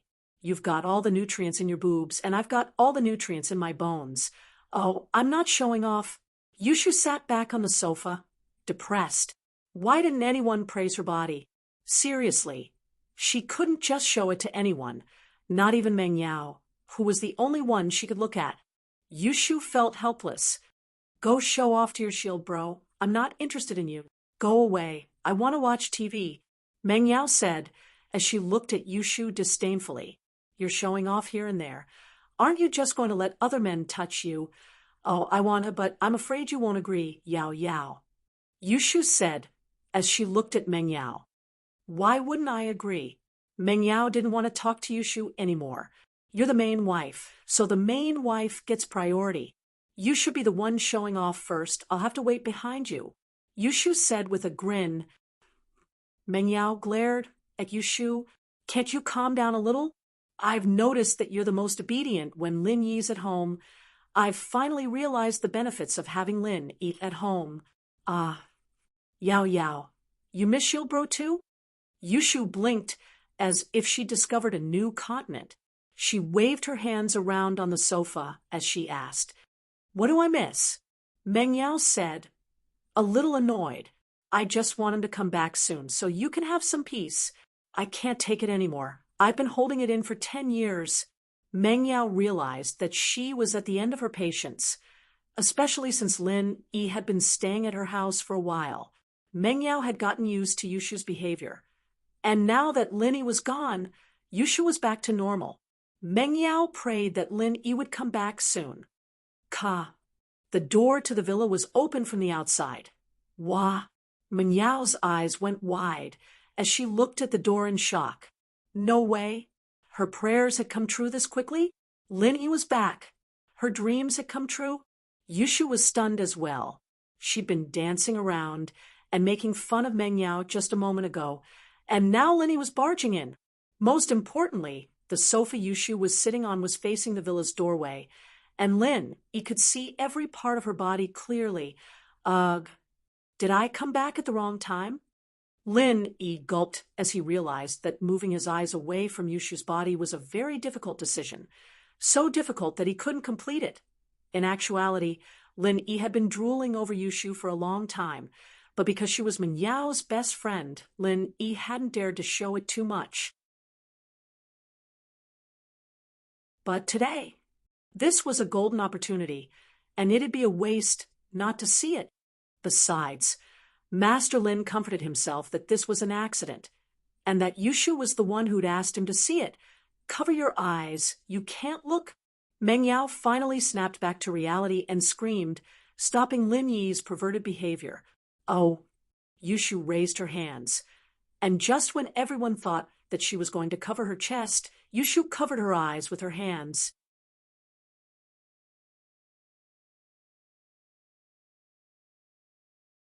Chapter 339. Chapter 339. Nobody loses shoe. I wasn't talking about you. I was talking about Lin Yi. Mengyao snapped before turning to Lin Yi. What are you looking at? I'll gouge your eyeballs out and stomp on them. Oh. Yushu pulled her hand away from her eyes before grabbing the blanket on the sofa and covering herself up. Her face was as red as a cooked lobster. The sunlight was too bright, and the room was too dark. I lost my sight temporarily. I didn't see anything. He said innocently with his hands up. The street lights are on already. Mengyao wasn't that gullible. Ugh. Actually, I got nervous and got it backwards. The light in the room was too bright, and it was too dark outside. I lost my sight temporarily. I didn't see anything. He said, awkwardly, I'll go back to my room first. I need to take a shower. Stop right there. You saw shoes naked. How are you going to compensate me? Mengyao didn't want to let Lin go just like that. She felt very wronged and uncomfortable. Yushu was the one who'd been seen naked, so why did she feel so bad? Ugh. Let's talk after I take a shower. Linny didn't want to piss Mengyao off right now. He'd wait for her to calm down and forget about it. Shield bro, why Ryu in such a hurry to shower? Are you planning to hit a plane? Yushu said weakly. All of a sudden, the tense atmosphere dissipated with that one sentence from Yushu. Mengyao was pissed off. I'm standing up for you. What kind of question was that? Shu, what the hell are you talking about? I just wanted to confirm if the books were true. Yushu stuck her tongue out, blaming herself for speaking too quickly. Didn't the books say that boys would have that kind of reaction after seeing something exciting? Shield bro must have some bad thoughts since he was in such a hurry to take a shower. Shu, are you out of your mind? Mengyao is going crazy. No one's going to think you're mute if you don't talk. Ugh, I'll go back first then. He was feeling rather awkward from Yushu's actions as well. He'd wanted to take a shower because he'd been out and about for 2 days. And Yushu had thought that he was going to do something dirty, and the target of his fantasies was her. How dare you? You're not allowed to use Shu as a target for your dirty thoughts. Mengyao glared at No, I'm really sweating.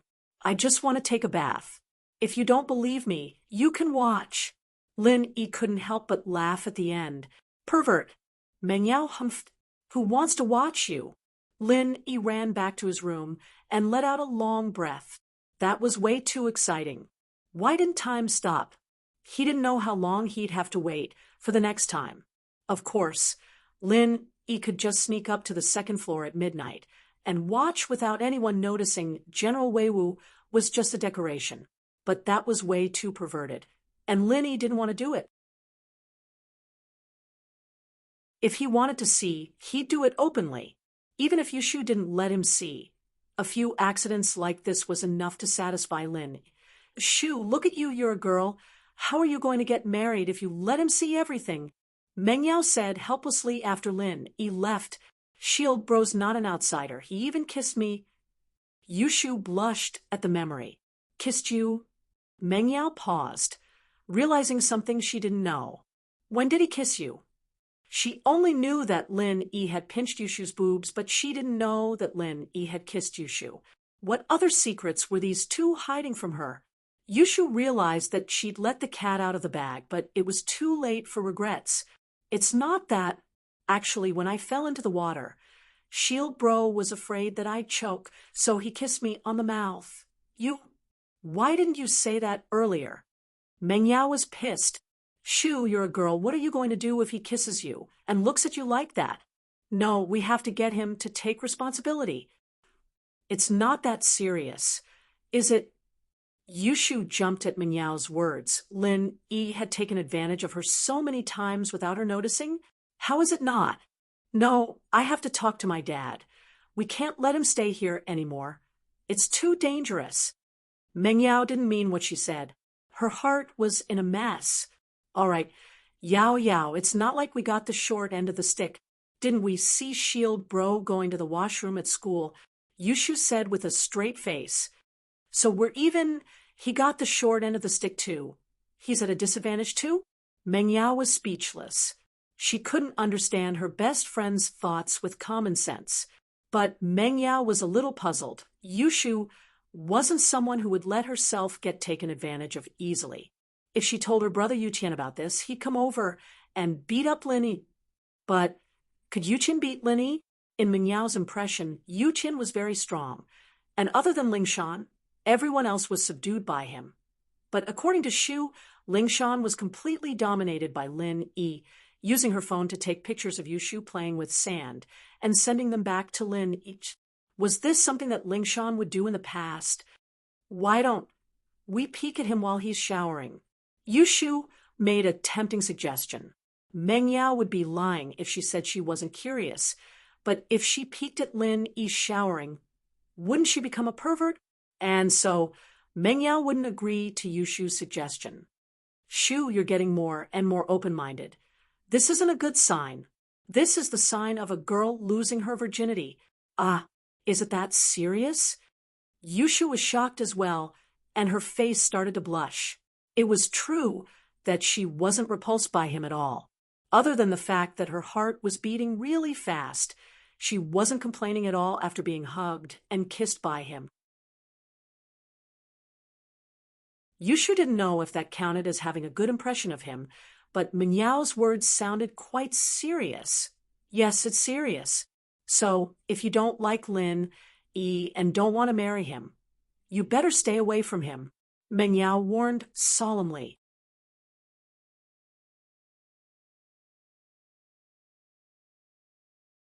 Chapter 340. Chapter 340. Tang Yin's cousin What does that have to do with me? Meng Yao humphed, not caring at all.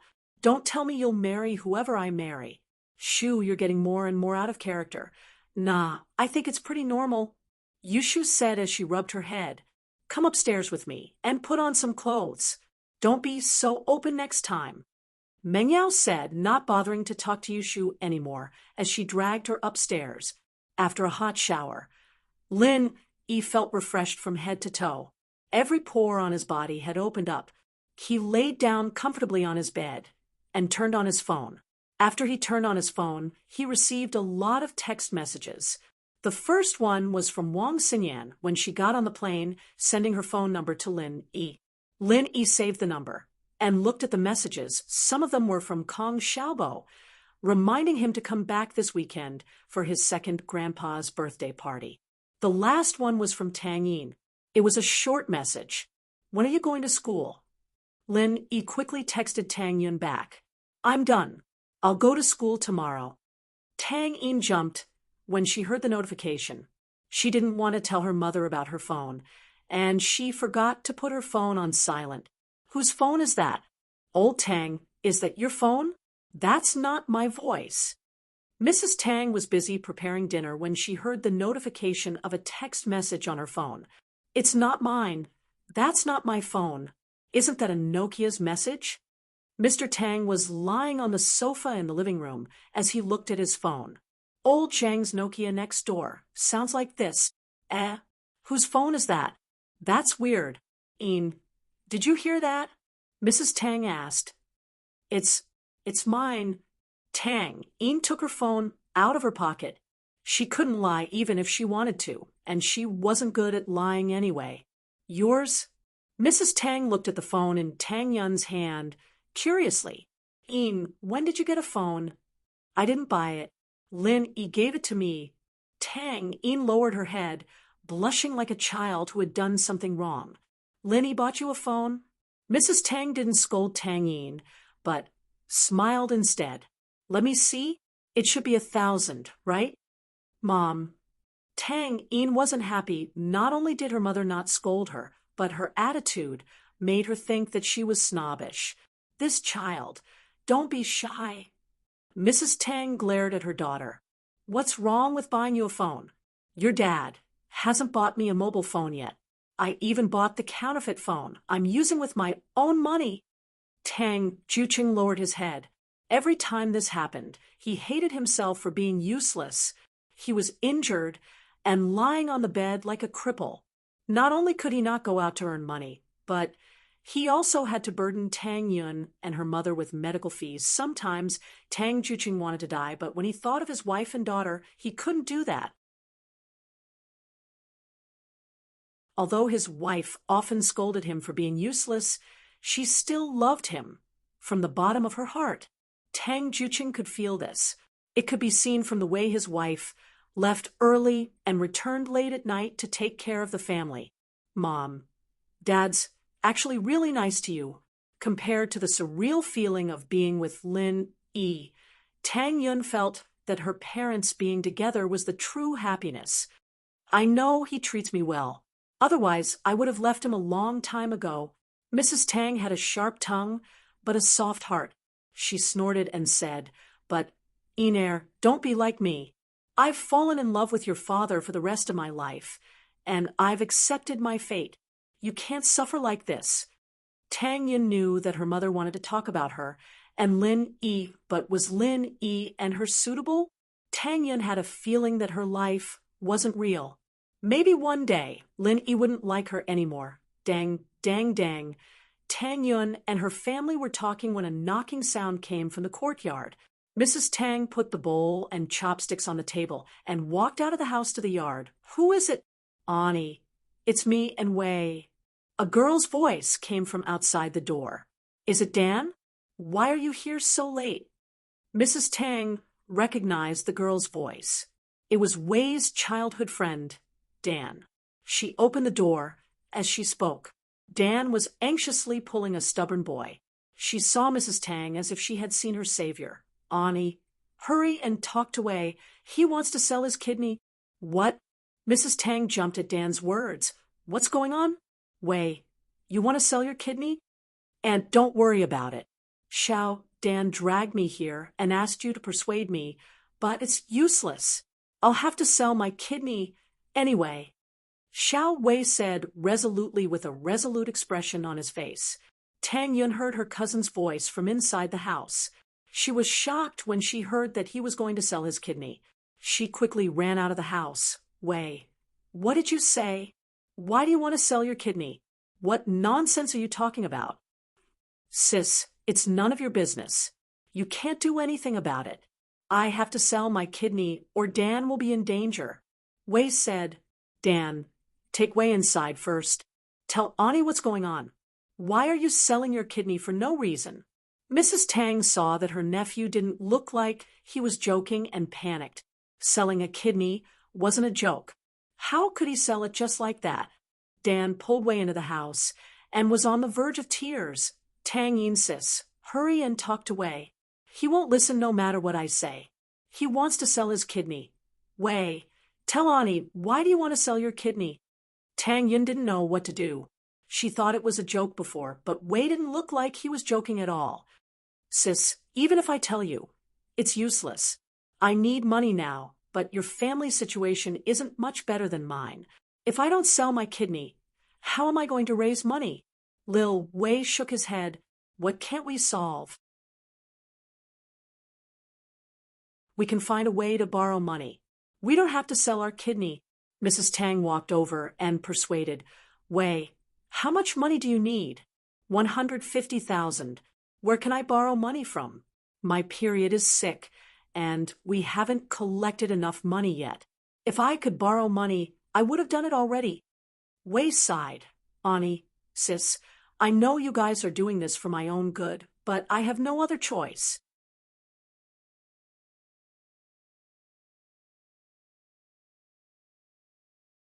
Chapter 341. Tang Yun's grievance under Xiao Dan's tearful complaints and Wei's indignant explanation. Tang Yun's family finally understood the whole story. It all started with the two's financial aid.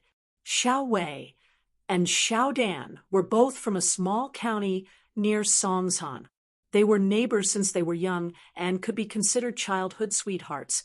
They liked each other as they grew up, and their parents had tacitly agreed to the fact that they would be together in the future. However, there was an unforeseen event. Both families were poor, and they were poor.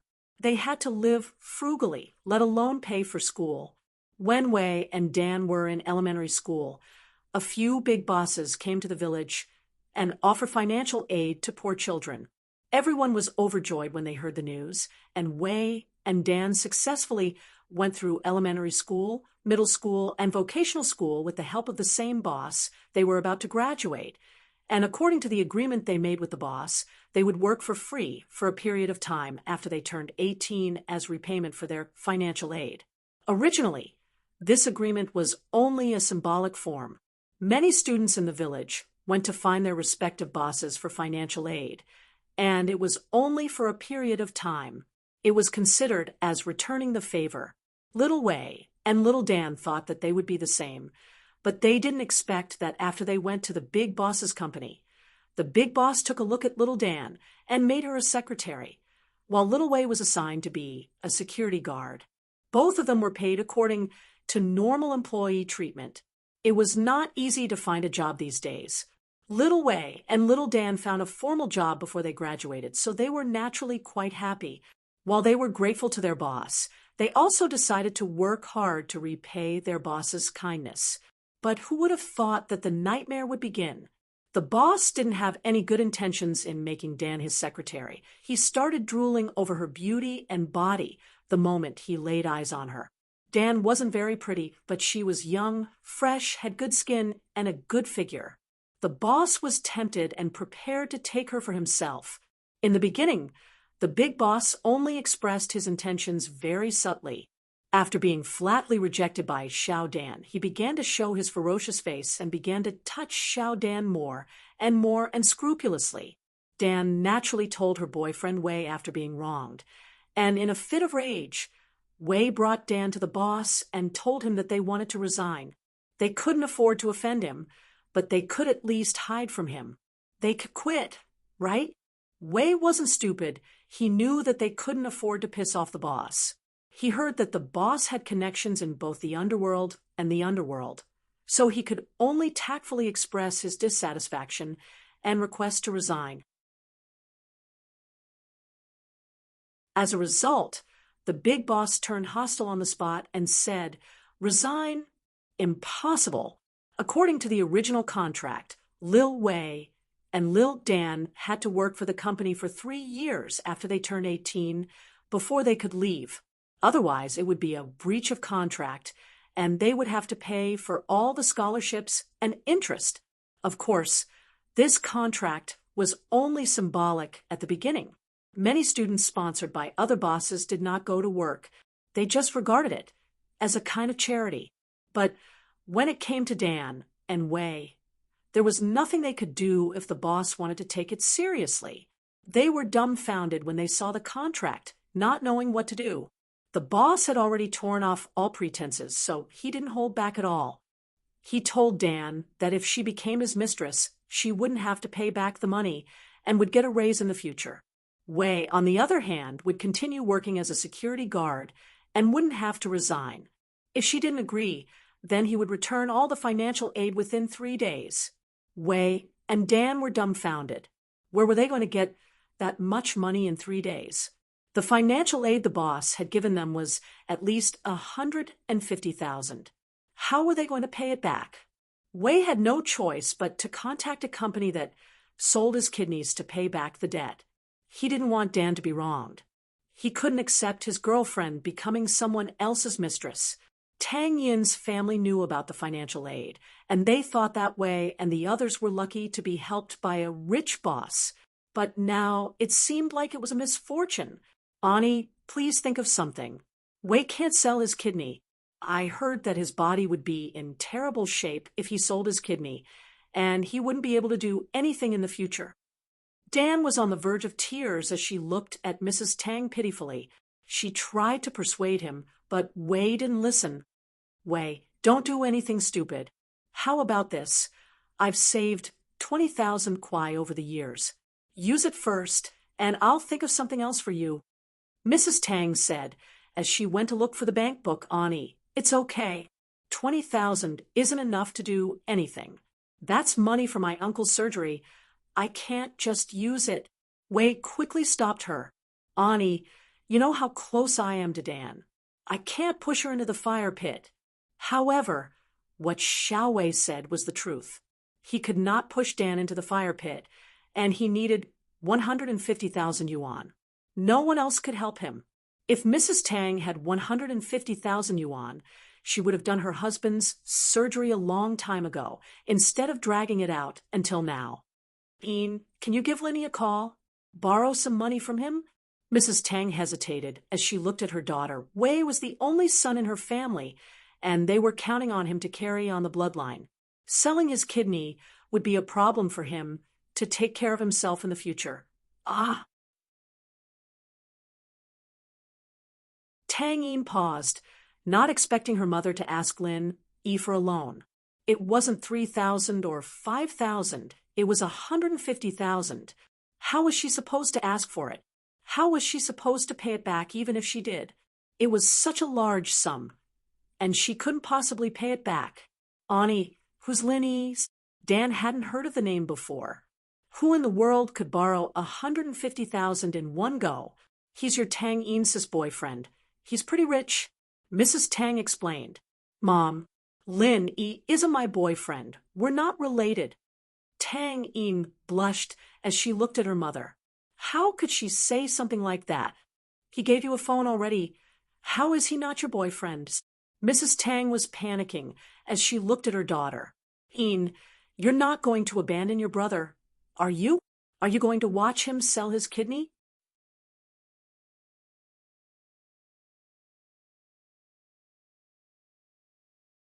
Chapter 342. Being forced, he's your boyfriend, borrowing money from him is a good way to test him and see if he's sincere towards you. Mrs. Tang said, Look at Wei. He's willing to sell his kidney for Dan. What's wrong with Lin Yi lending you some money? Tang Yin bit her lip and looked at her father, hoping that he'd say something for her. Juqing, however, lowered his head, looking like a good old man who'd been bullied.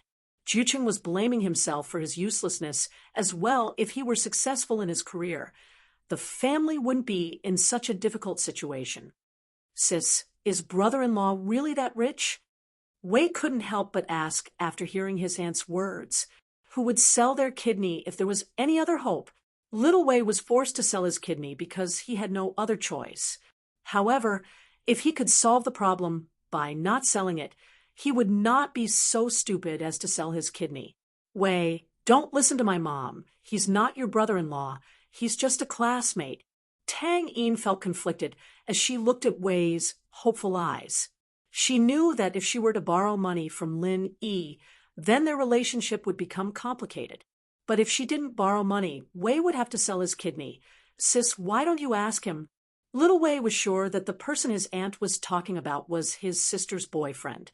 Even if he wasn't, it wasn't far from the truth. Wei, it's not that I don't want to help you, but how am I going to pay him back? Do we even have money to pay him back? Tang Yin sighed. Sis, he'll become my brother-in-law sooner or later. You're already his woman. He won't force you to pay him back, right? Wei looked at Tang Yin. Plus, Dan and I have hands and feet. We'll be able to pay him back one day. Yeah, Yin, your brother didn't ask you for anything. It's just a small matter. Why are you so stubborn? Mrs. Tang was getting anger. There was a way to solve the problem. So why did she have to force her brother to sell his kidneys? If you don't make this call, I'll call him. You're forcing me. Tang Yun's eyes reddened as tears welled up in her eyes. You don't understand at all. You don't know what's going on. Tang Yin wanted to say that Lin Yi might not even be able to be with her in the future, but she didn't say it in the end. How can this be called forcing you? Do you think I would harm you? Mrs. Tang was a little unhappy. She wasn't asking her to do anything bad, but she could borrow money from Lin Yi. What was going on? I'll make a call. Okay? Tang Yin stood up and ran out of the house with her phone. She couldn't help but start sobbing when she reached the yard. His mother didn't understand, and his younger brother didn't understand either. They thought that they had some kind of reputation to be able to get Lin Yi to lend them 150,000 yuan. Did they even think about their own situation? Although it was true that Lin Yi liked her now, at the end of the day, her relationship with Lin Yi hadn't even been officially confirmed. Why would he lend her 150,000 yuan? It wasn't a small amount, and if she could borrow it, she would have borrowed it from her father a long time ago. Why would she wait until now? After crying, Tang Yin still dialed Lin Yi's number. No matter what, she couldn't let her brother sell his kidney. Could she? Lin Yi replied to Tang Yin's message, but she didn't reply for a long time. He thought that she didn't see it, but he didn't expect her to call him. Hello? Tang Yin? Lin! He was pleasantly surprised that Tang Yin called him. It was a good start. Why are you calling me? Do you miss me? Tang Yin didn't know whether to laugh or cry at Lin Yi's words. Her sad mood brightened up a lot. Who misses you? Stop being so smug. Ha. Lin Yi smiled. Why are you calling me so late at night? Lin Yi actually understood Tang Yin quite well. She was an introverted girl, strong but not good at expressing her feelings. If there was nothing, she wouldn't call him, at least not now. Lin Yi, I have something to ask of you. Tang Yin's heart sank as she thought about what she was going to say next. Something to ask of me? Lin Yi was startled. This wasn't like Tang Yin's personality. And can you lend me 150,000 yuan? Don't worry, I will definitely return it to you. I promise. Tang Yin hesitated and said her request, 150,000 yuan? Lin Yi was even more stunned. This was even more out of Tang Yin's character. He gave her a phone before, but she didn't want to accept it. Why would she suddenly want to borrow money from him? However, this indirectly meant that Tang Yin must have encountered some trouble that she couldn't resist. Otherwise, she would have to die to borrow money from him. Tang Yin wasn't a greedy girl. If she was, she would have been corrupted by society long ago. I really need this money. My brother is in some trouble. If I don't have this money, he will have to sell his kidney. Tang Yin thought that Lin Yi misunderstood her as a greedy girl and quickly explained. Sell his kidney? Lin Yi almost fainted. Tell him not to do anything stupid. Money isn't a problem. Give me your account number. I will ask someone to transfer it to you right now. If it was a few days ago, Lin Yi wouldn't have this much confidence. But now, Lin Yi had just extorted 100 million yuan from Lu Tianyi. This time, it was Tang Yin's turn to be stunned. She didn't think that Lin Yi would agree to transfer the money to her without asking about the specifics. Did he trust her that much? Wasn't he afraid that she would lie to him? What? It's only 150,000 yuan. Lin Yi wasn't afraid of Tang Yin lying to him because he knew Tang Yin's personality. Then, wait a minute. Tang Yin was very excited. Her face was red. She had mustered up her courage to ask Lin E for the money. She was afraid that Lin E would reject her, and that Lin E would find it difficult to borrow money from her. Although Lin E was a rich kid, not every rich kid could take out 150,000 yuan in one go. But Lin E seemed to have accepted it easily, without hesitation at all. This made Tang Yin sigh in relief. At the same time, she was very grateful to Lin E. Mom, Lin E said he wants a bank account number. Tang Yin couldn't help but smile when she said that.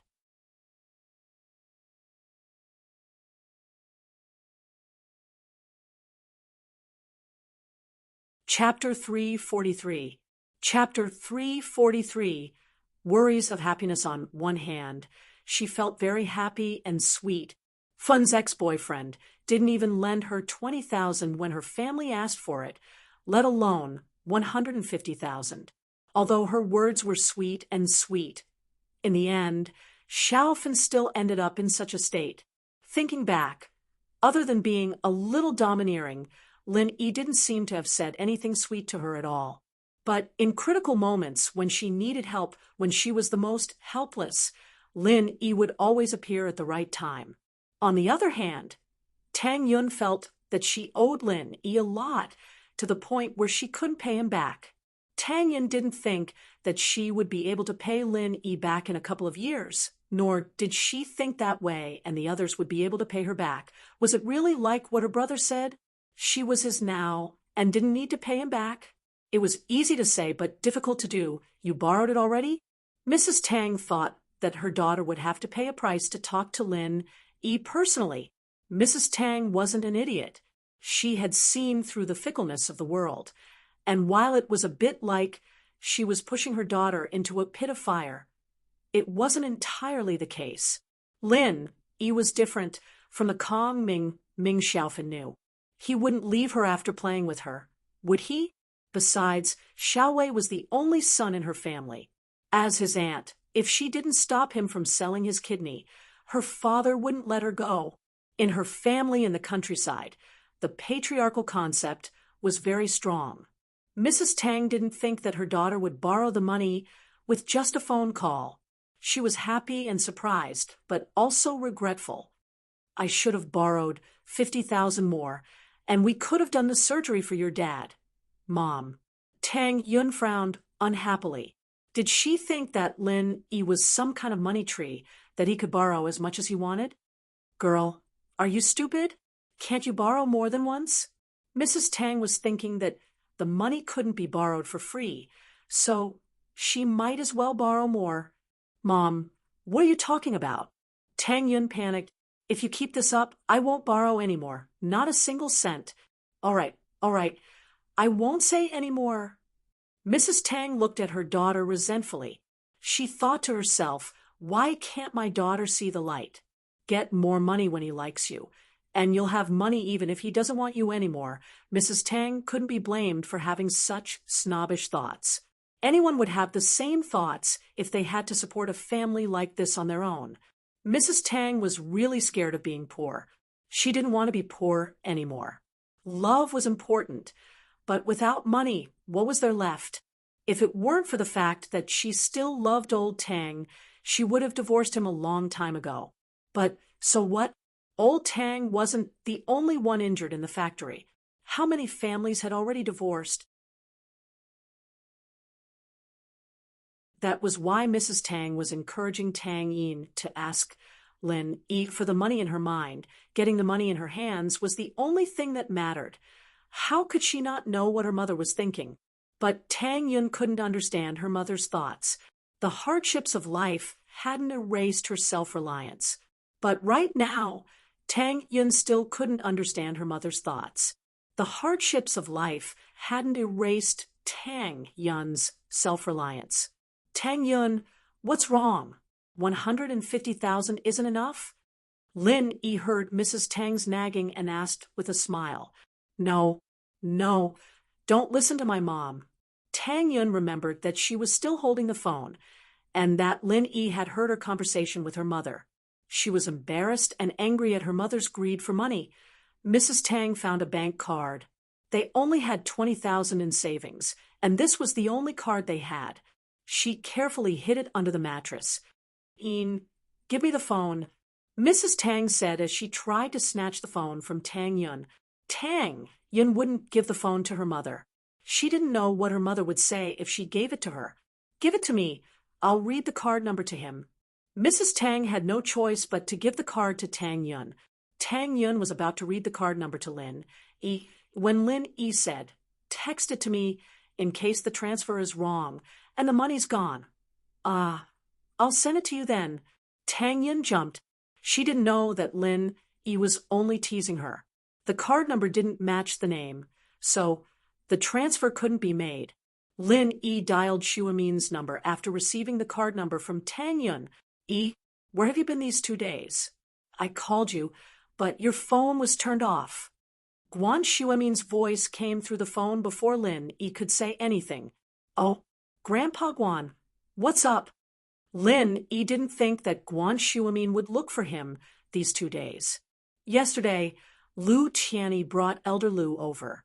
Elder Lu wanted to thank you personally. After he went back, he noticed that his body was much better. Not only did he eat more, but he also walked like he was flying. It was like he was 10 years younger." Guan Xuemin exclaimed, "Yi, I'm envious of your medical skills. They came to thank me?" Lin Yi smiled. It was probably because House Lu realized his value and wanted to build a good relationship with him. Although there was some unhappiness before, House Lu wasn't stupid. They knew how to make up for it. "Yeah, they're going back to Yanjing. There's no use for the villa they bought here anymore, so they wanted to give it to you as a thank you gift." Guan Xuemin said, "Just give me your ID number, and I'll help you with the transfer." "Heh, they're being generous now." Linny shrugged, "But I'm short on money now. It's more practical to give me some money." "Yes, Lu Tianyi gave you another 10 million, Guan Xuemin laughed. Guan Xuemin chuckled and said, "I didn't expect that I would get 100 million yuan just like that. I was worried that the pharmaceutical factory wouldn't have enough startup funds. But you managed to get all the startup funds just by treating one patient." "I can't help it. I didn't plan to accept the money, but the people in his family aren't that great." Linny smiled. "But Elder Lu is not bad. He doesn't put on airs. It's not that he doesn't put on airs, but he thinks that it's important for his family to make friends with a miracle doctor like you," Guan Xuemin said. "Otherwise, they wouldn't give you another red packet."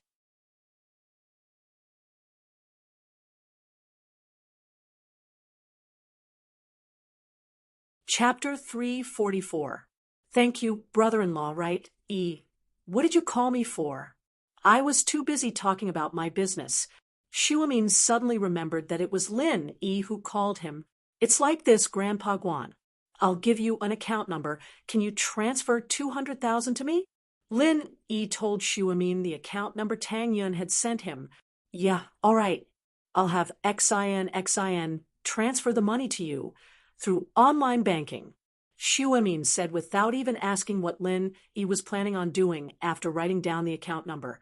"Thank you, Grandpa Guan. As for the medicine company, I'll go talk to you when I have time in the next couple of days. I don't know anything about operations, so I'll have to trouble you." Lin Yi was a bit embarrassed that he could get a share of the money just by providing the prescription. "If you don't want to be involved in the operations, it's best if you find a spokesperson. I'm an old man, and I can take care of things on the surface for you, but the actual sales are better for you youngsters." Xuemin smiled bitterly. "I'll be honest with you. I'm an old scholar, and I might not be as good as you are when it comes to business." "I see." Lin Yi had only thought of this after hearing Xuemin's suggestion. He'd only wanted to use Xuemin's name and provide the prescriptions himself to start a medicine company, but things weren't as simple as he'd thought after hearing Xuemin's words. He'd have the reputation and the medicine, but he'd still need to know how to run it. "Yeah, my youngest son is a suitable candidate, Xin's father. But I don't want him to get involved in this," Xuemin suggested. "If you don't want to manage it yourself, you need to find someone you can trust to keep an eye on it. Hiring a manager is fine too." Grandpa Guan. Isn't Guan Xin a shareholder of the company? She can keep an eye on it for me. Lin Yi suddenly remembered that Guan Xin was a shareholder of the company as well, and so he turned his attention to her. Haha, even if Xin is a shareholder, she still represents me. You'll need to find someone else to represent you. Oh, right, if you have time, come over for a bit. I'll send some of the drugs to be tested and approved. Guan Shuimin smiled. No problem. How about this weekend? Lin Yi thought for a moment. It shouldn't take long to accompany Kong Xiaobo to his second grandpa's birthday banquet. Then he could go to Guan Shuimin's place to have a look. He still had some healing potions with him, and he hadn't finished using the ones he'd made last time. As for the painkiller Huaijun was using, Shuimin had the recipe already, and he'd probably be making some first. In the initial stage, it was better to market these two drugs. If there were too many, it would not be able to highlight the magic of each drug. It was only after these two drugs became a hit that other new products were introduced one after another that people would pay more attention to them. Guan Xin took the account card from her grandpa and looked at the username. It was Tang Yun's name. She felt a little disappointed and a little jealous, but she still did as Lin Yi said and transferred 200,000. Mrs. Tang's bank card was opened under Tang Yun's name. Tang Yun used it to store her red packets and pocket money, but after Juchen got injured, Tang Yun donated all the red packets she'd accumulated over the years. Mrs. Tang was too lazy to open a new account, so she used Tang Yun's card as the family's savings card. Beep beep, a message notification sounded. This card was originally bound to Tang Jucheng's phone. Jucheng took out his phone and looked at the message. He was a little surprised. 200,000? 200,000.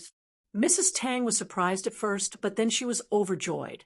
She quickly grabbed her lover's phone and looked at the number on it carefully.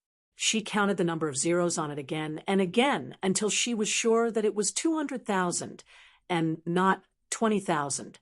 She said happily, "Ian, I told you that Lin Yi is a good person. You only asked for 150,000, but he transferred 200,000 to you. It seems like he heard what I said just now." Tang Yun looked at her mother's happy face. She didn't know if she should be happy with her or helpless. 200,000. She couldn't afford it. "Old Tang, you have the surgery fees. Let's go to the hospital tomorrow." The happiest person was Mrs. Tang. Her lover's surgery fees were finally settled. After the surgery, her lover would be able to stand up again. She wouldn't have to worry about the family alone. "Sis, is brother-in-law really a rich second generation?"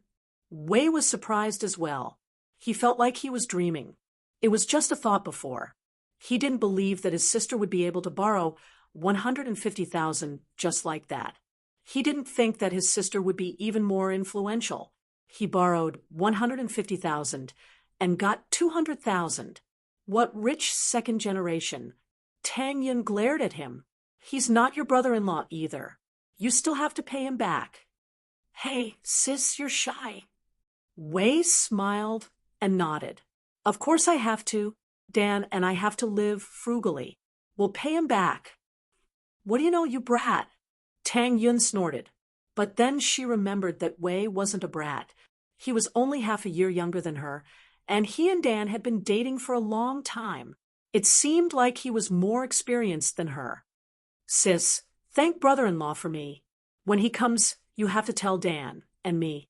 We have to thank him in person." Wei laughed. "Yeah, Tang Yin, sis, I really have to thank him." Dan felt like she was dreaming as well. An hour ago, Wei was still trying to sell his kidney, but now he'd raised the money. Tang Yun's chest hurt as she looked at her mother and brother's happy faces.